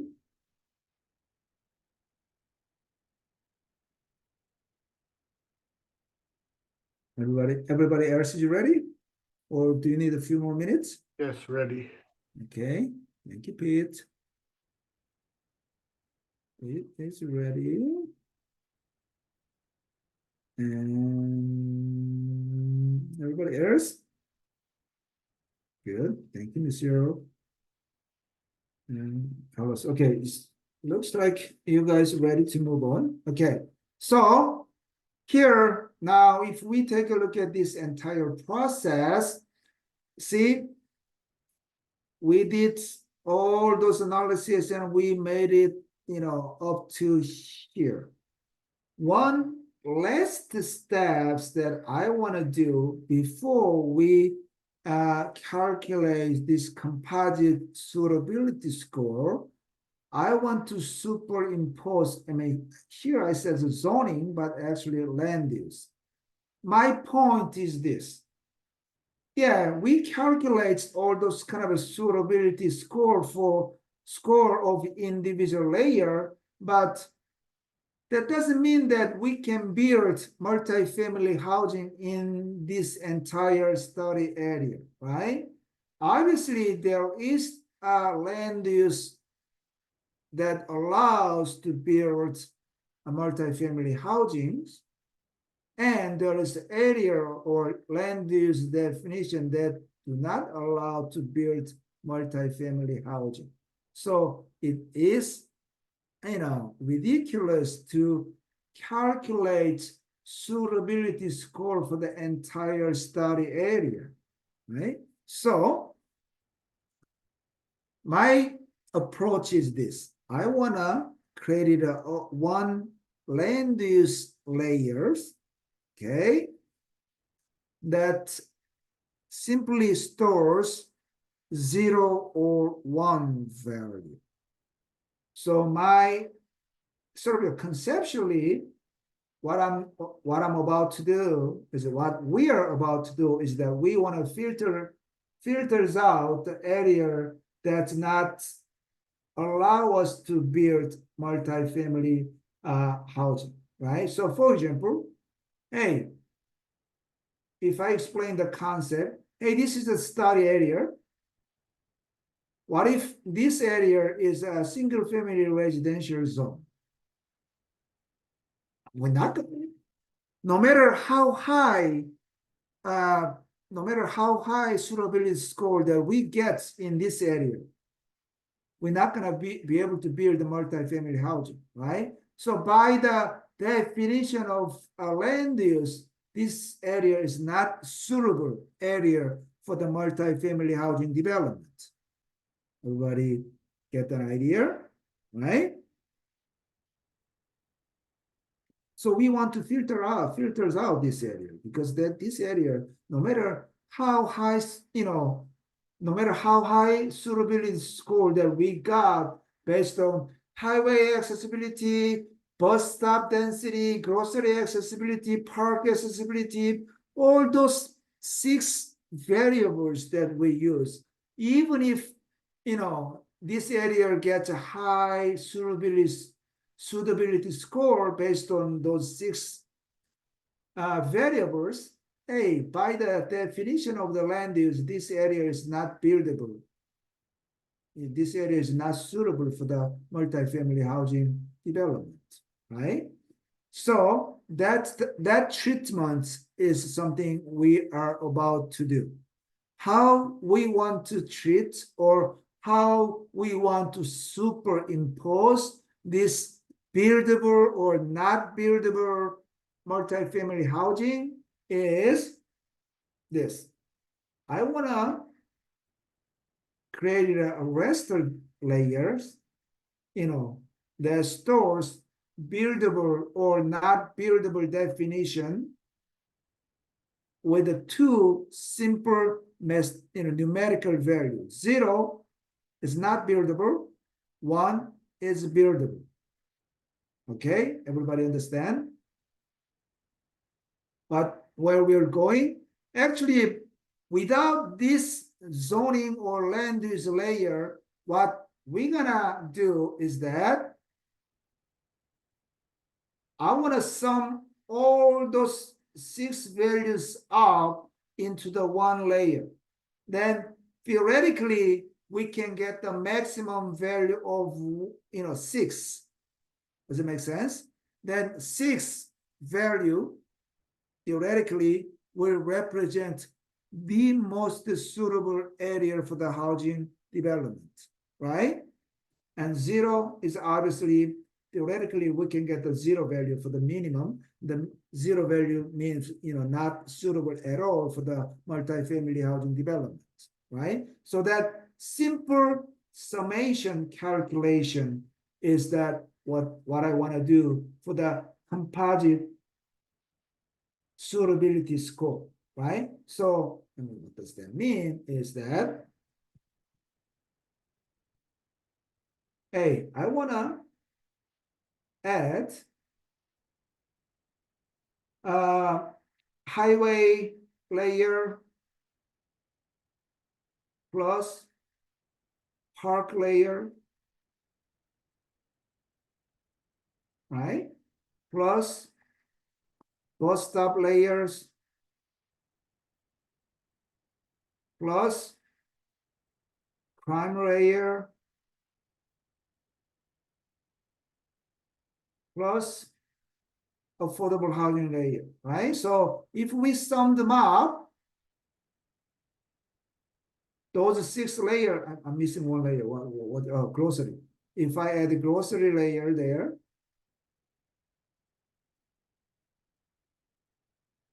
right? If we sum them up, as I said, if we sum them up, those value in 6 layer, that will be the composite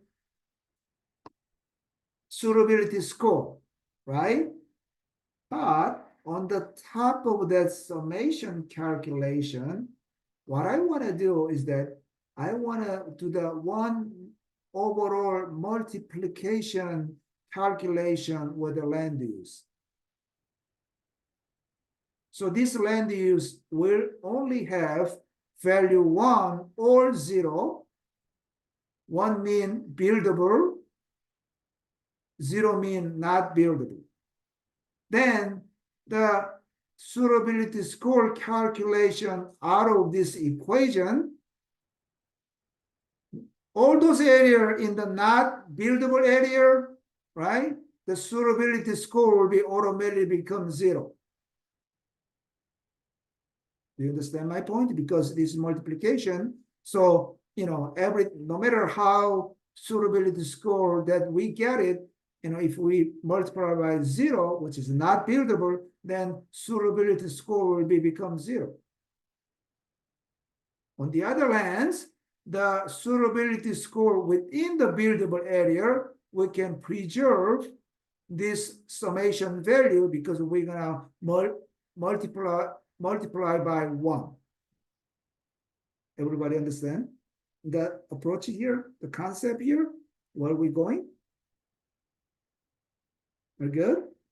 So what I'm trying to say here is that I want to use this mathematical formula, which representing the idea, I want to filter out area that's not buildable multifamily housing. Everybody got it? Everybody got the concept? Good, right? So let's do that. If you guys understand this concept, let's do that with the GIS. First of all, I want to make a layer of land use, okay? So what I mean by that is that we have like a land use layer here, but this is the vector layer. So I want to create a raster layer, okay? So if we take a look at attribute table here,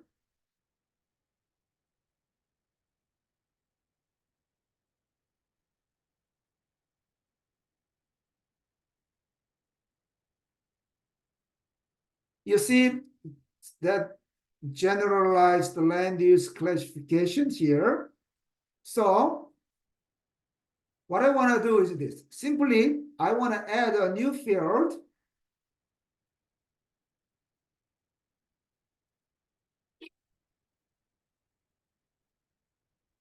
Why don't we just call it class? Just leave it as a long or short.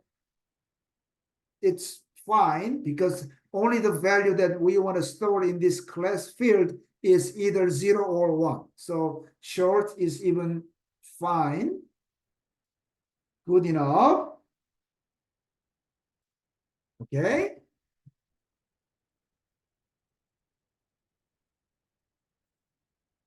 And what I want to do for now is that I want to select all the land use classification that allow to build multifamily housing. Okay, so let's take a look at it. I want to go to the select by attribute. And I want to select this generalized field. And why don't we go with the statement include values, for example. Okay. Then, if you expand this box, now you can handpick whatever land use classification that allows multifamily housing development, right? So, for example, commercial, industrial, I know the multifamily housing is allowed in the commercial zone and industrial zone in City of LA, and industrial, multifamily, residential, not LAX, not open space, not parkings, not Port of LA, not the public facility, not the single family residential. So why don't we select commercial, industrial, and multifamily residential? Those land use classifications are the ones that permits land use multifamily housing development. Everybody, on the same page as with me. So if I click OK,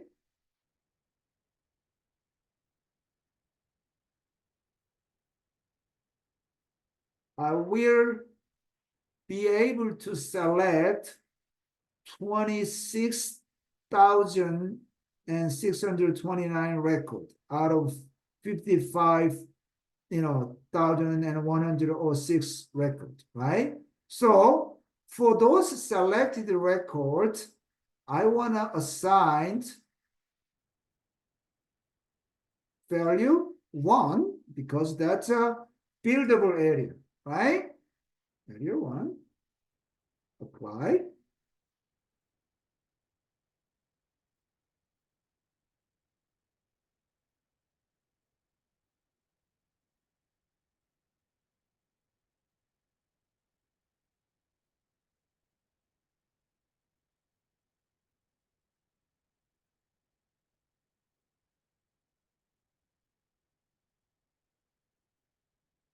For the rest area, which is the not buildable area, so I click the switch button, so I flip the selection of the record, and I want to simply assign the 0 value for the rest of the area, which is that not buildable area.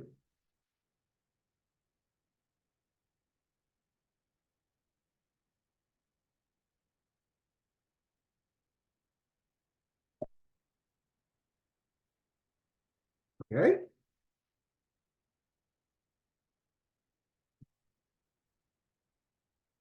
So simply what we did is that we classify this City of LA area by the land use code. We classify this area into the 2 classes, buildable with multifamily housing and non-buildable. So buildable area, we assign the class value 1 and 0 value for the non-buildable area, right? That's simply what we did, right? And then using this numerical value right there, why don't we convert this vector layer to a raster layer? So using the tool under the analysis in the toolbox, and if you guys go all the way up to the toolbox, there is the toolbox called conversion tools. Under the conversion tools box, there is the toolbox called to raster, so that we can convert this vector layer to a raster layer, right? Obviously, the input file is a polygon geometry, so we're going to select polygon to raster. Okay, and input feature, obviously, general plan land use layer. Value field, once again, this field asking where is the numerical value that you want to carry over to the raster layer, right? Obviously, in our case, we want to select the class field. That class field currently stores 0 or 1 value, right? Everybody understand? So I want to select class field as your value field, and let's save this. Why don't we call land use, right? Land use layer. So let me save this raster output with the name of LU. And set assignment type is kind of a unique features that we have to select whenever we convert polygon layer to raster. So let me explain what does that mean. So, as you can envision, you are about to create a raster layer. Then GIS ask here, what GIS ask here is that, hey, you have, for example,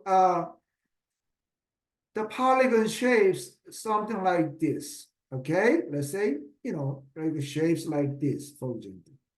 Then GIS is about to create cells somewhere here. Then let's say the class value in this polygon is 0, and this polygon, this polygon is 0, and the class value in this polygon is 1. Then which value do we want to assign to this particular cells? That's what this question, cell assignment type, ask you. So what does that mean by cell center is that, oh, okay, if we zoom in and zoom in and zoom in and take a look at very carefully, the centroid of this cell is right there. Then we want to assign the value 1 because the centroid of this cell is belong to this bottom polygon. Another method is the maximum area, right? So, for example, GIS calculates area. This is the portion of these cells is more belong to this polygon, not this polygon, not this polygon. So majority of cell area is belong to this polygon. So why don't we assign the value of this polygon to this cell? So it's going to become a 0. Everybody understand this concept? So this is not terribly important because, as you can see, this is the case for the border line between the polygons. So either way is okay. But why don't I just go with the cell center as just default? I don't think this is terribly important. So I want to go with as a default option cell center, and the cell size is defined as 100 feet as we defined upfront. So that's all I want to do. So if I click polygon to raster tools, executed it.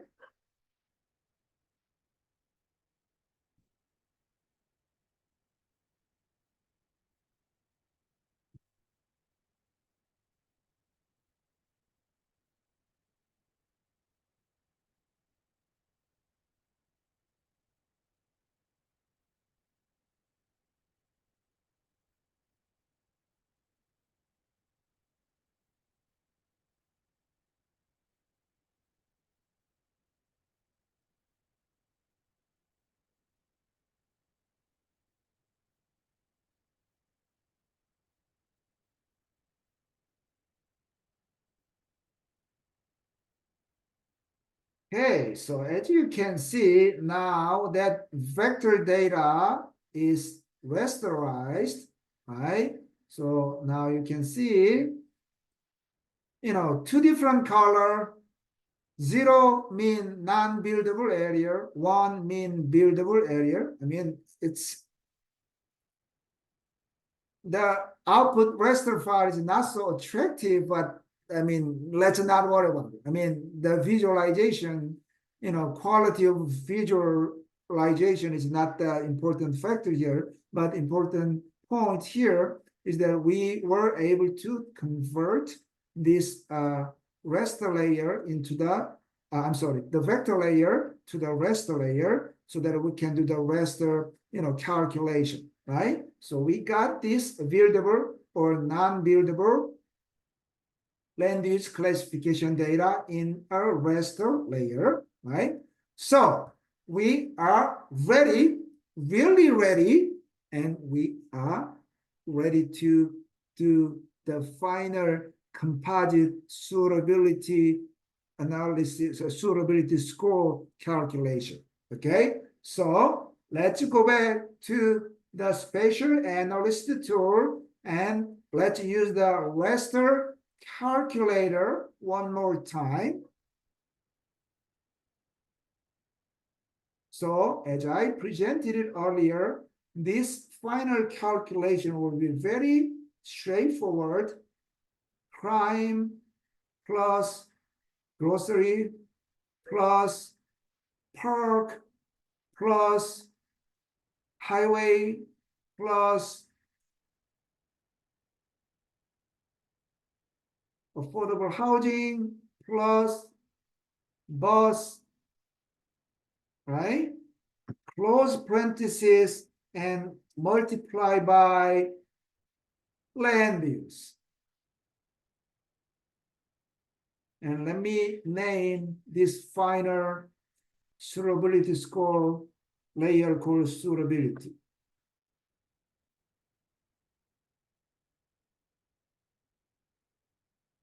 Okay, once again, before I hit the run button, let me show you my equation. So whole idea is the summation of those 6 layers together and multiply by this 0 or 1 value, right? 1, 2, 3, 4, 5, 6, and in parentheses summation and multiply by land use. So let me execute this final calculation.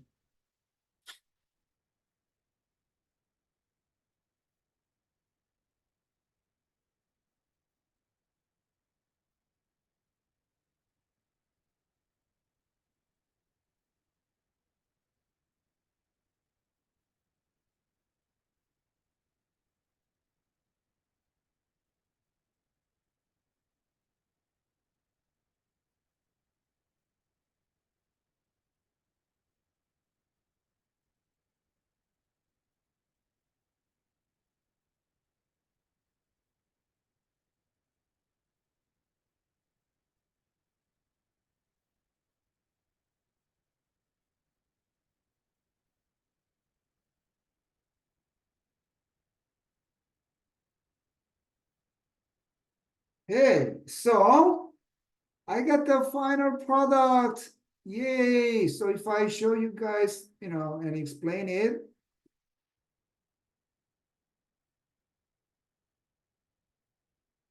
So that's the final suitability score. So let me change the symbology so we can understand a little better. So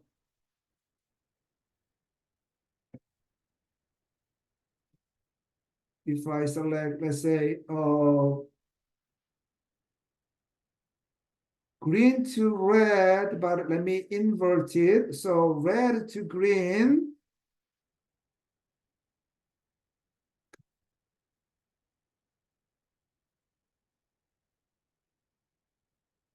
Inverts red to green. So green is better, right? I mean, green is more suitable, right? So here we did a final suitability calculation. As you can see, the suitability score ranged from 0 to 4.8, right? Theoretically, the maximum suitability score that we can get is 6, but I mean, there's no area with all the maximum, get all the score, all the maximum score from the 6 layers. So, you know, in reality, the area got the highest, the maximum suitability score is 4.8, right? And all those red area is the non-buildable area, not suitable at all for the multifamily housing development. So those greener area is the more suitable area. As you can see here, I don't have local knowledge much in this area. So, but I mean, you can see this area right there and this area is very suitable for the multifamily housing development. And there are a few alternative options up there and up there. This area is not so suitable, right? Even if this large chunk of land is, you know, properties, you know, available for the land use multifamily housing development, but actually that this area is did not get high suitability score. This is better. Okay, everybody.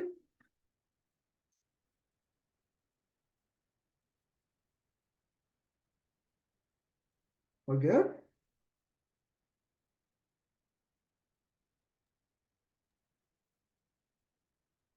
Yeah, Professor, I had a question about back in the part where you were deciding to use the raster or the zoning score, and you were explaining how instead of when you use the 0 or 1 and it would look at the center, if it was in the area that is zoned for construction, then the program would find that as suitable. But I was wondering, why wouldn't it be a better idea to use the if the cell is in the complete area that is zoned for construction instead of the using the center. Okay. So yeah, I mean, it's not a construction, but I see your point, right? So you're talking about this. Yeah, because it with the the city laws, maybe if somebody is trying to construct, then if it may come into conflict with another building or some other zoning laws, that could cause trouble, I would think. Right. I mean, so no, in this case, I mean, I am little confused right now by your question. Are you asking this sort of like a definition of the cell value, or the land use classification is your question? Um, I don't quite understand what you mean by construction. well,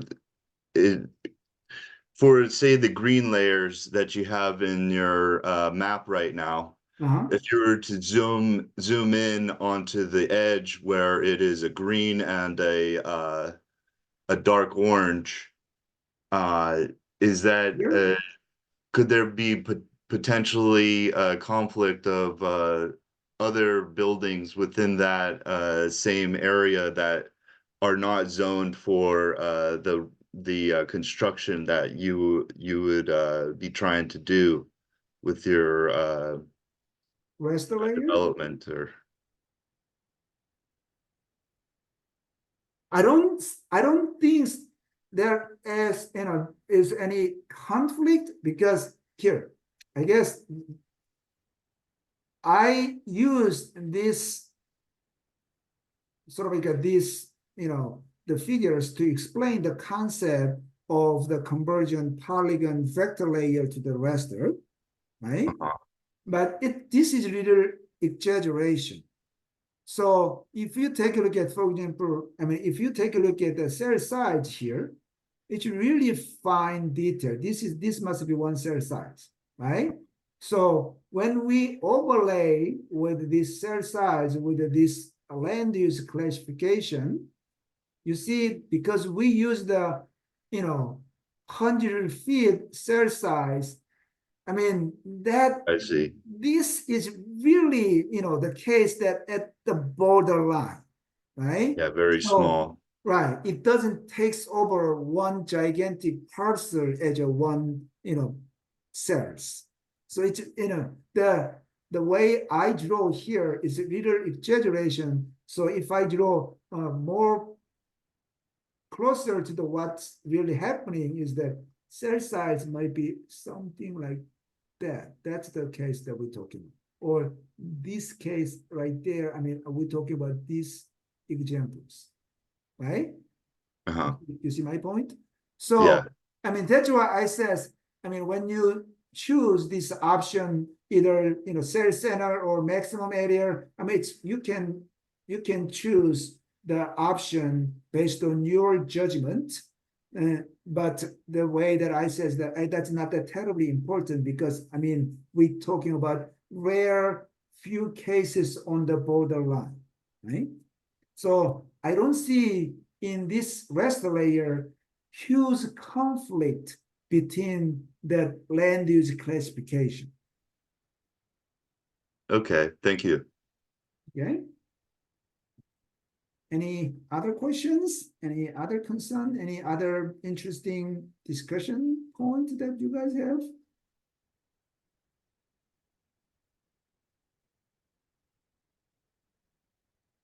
Good. I had another question of is there a way to put two maps side by side essentially on the view so Oh, yeah. that So if I say, if I have two maps, okay, two map views, right? So let me demonstrate it. Let me create a one map view. So I have two maps, right? So let me, let's say, copy one layer, this layer, over to the new map view. So I can have a layer, at least one layer.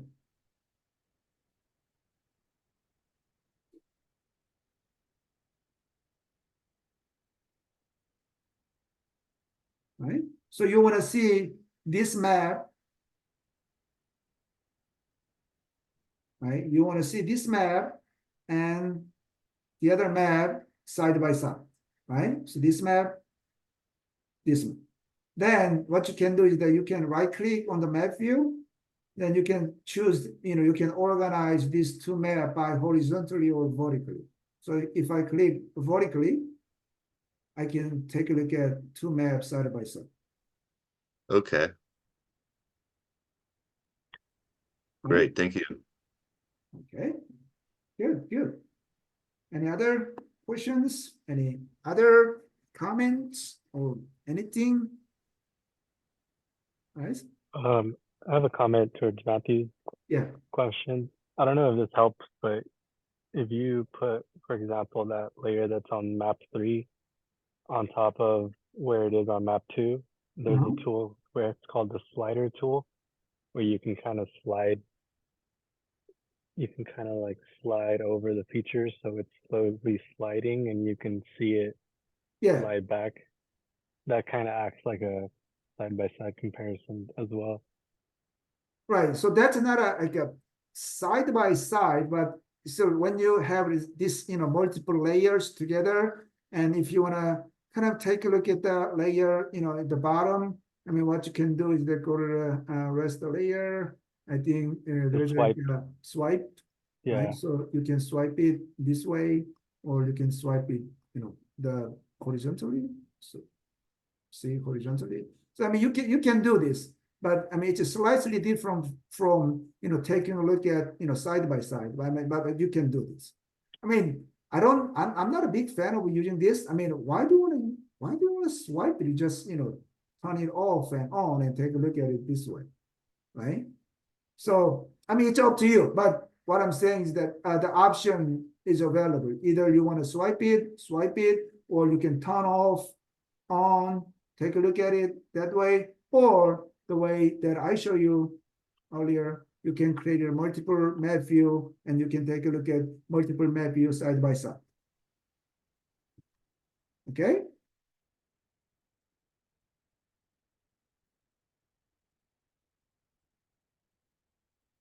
Anything else, guys? No, we're good. Okay, so then here, according to the schedule for the last 30 minutes, I just want to wrap it up, the trainings, and I want to have a little discussion with you guys about your sort of impression, and I want to also hear your feedback and so on and so forth.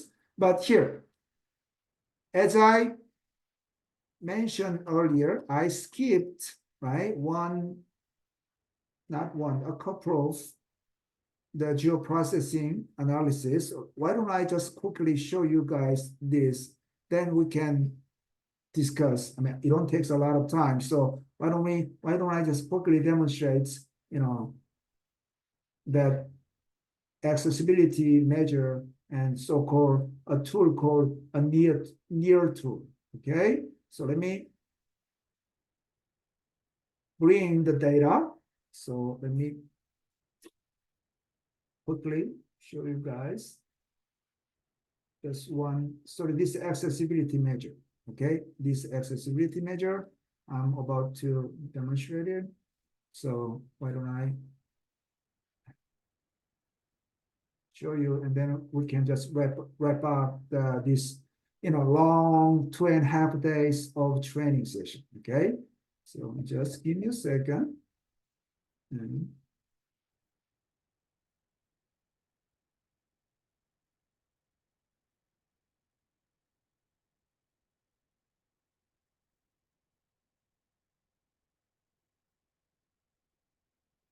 so here, that what I want to show you, and what I want to sort of like have a practice with you guys, like measuring transit accessibility. I mean, in the Raster analysis, we measure the transit accessibility with this concept of bus stop density, right? But in the vector world, we can measure different way. You know, we can measure transit accessibility with the different approaches. So, for example, you know, everybody in this room may know like a half mile, quarter mile, that pedestrian catchment area. That's how we define, you know, catchment area from the transit station. So if you want to select, for example, hey, this point is the Metrolink station around city of Pomona. If I want to select, you know, census block group within the half mile from this transit station, right? I mean, one simple way is that you can use this select by location tool. So you can say, hey, I want to select, you know, this block group that intersect with this Metrolink station.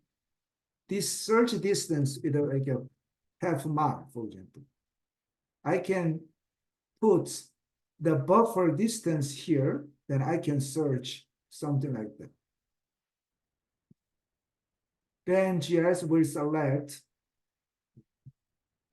Oh, my GIS doing funky things now. Let me restart my GIS. I did everything correctly, but GIS does not actually takes what I input. Sometimes that happens, especially when you open the GIS really long time, if you consistently use some bugs in there. So GIS does not actually behave as you request. Then you may want to do exactly what I'm doing. You want to do the sort of like restarts the GIS.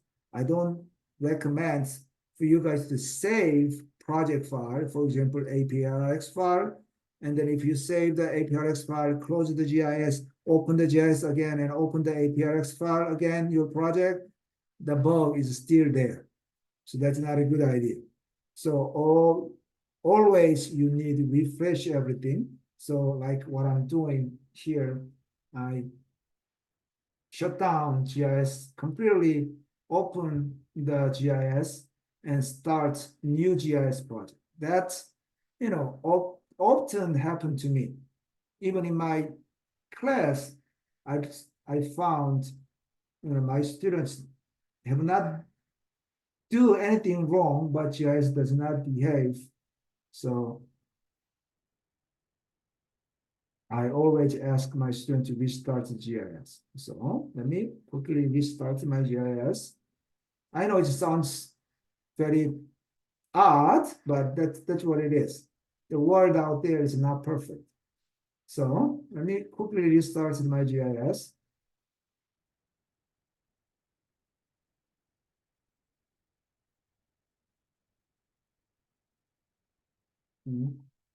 Add 2 layers, maturing station and log group.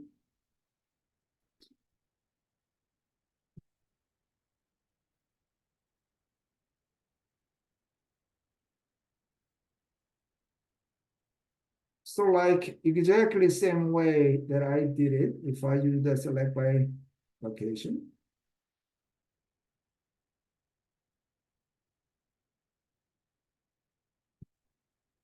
My computer was super slow.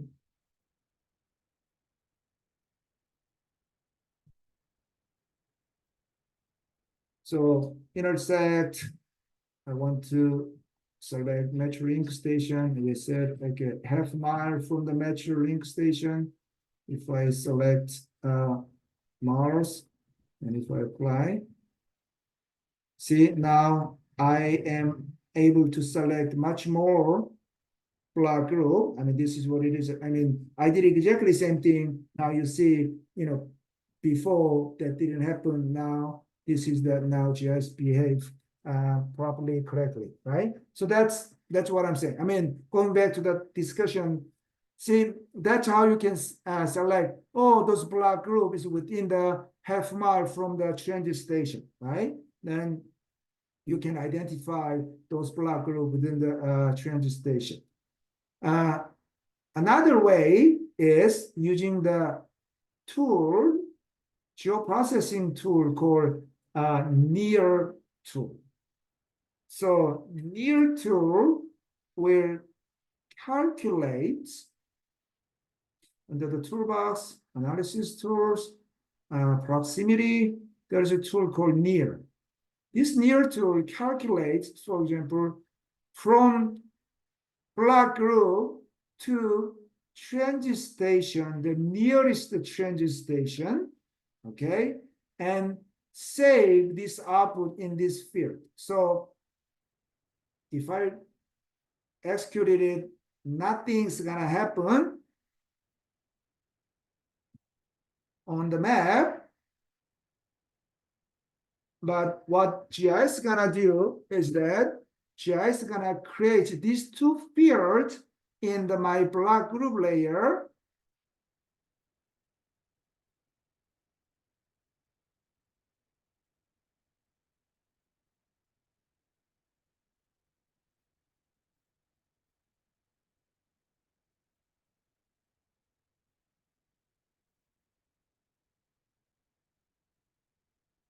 These 2 fields, it says, for example, hey, near FID is 3.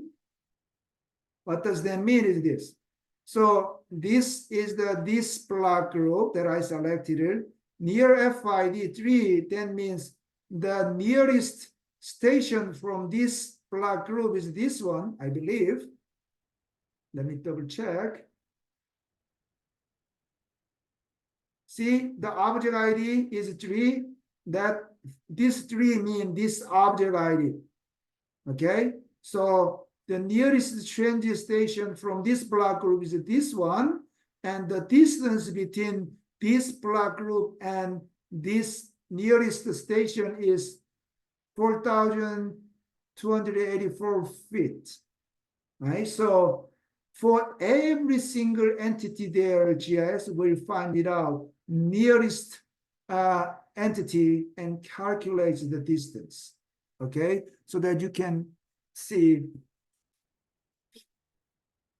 you can figure out the spatial relationship between two layers, by the distance, right? So that's the transit survey accessibility calculation. Now you can see, if you select, let's say, half mile, quarter mile, whatever distance threshold you want to do it, you can see which census block group is within that threshold, right?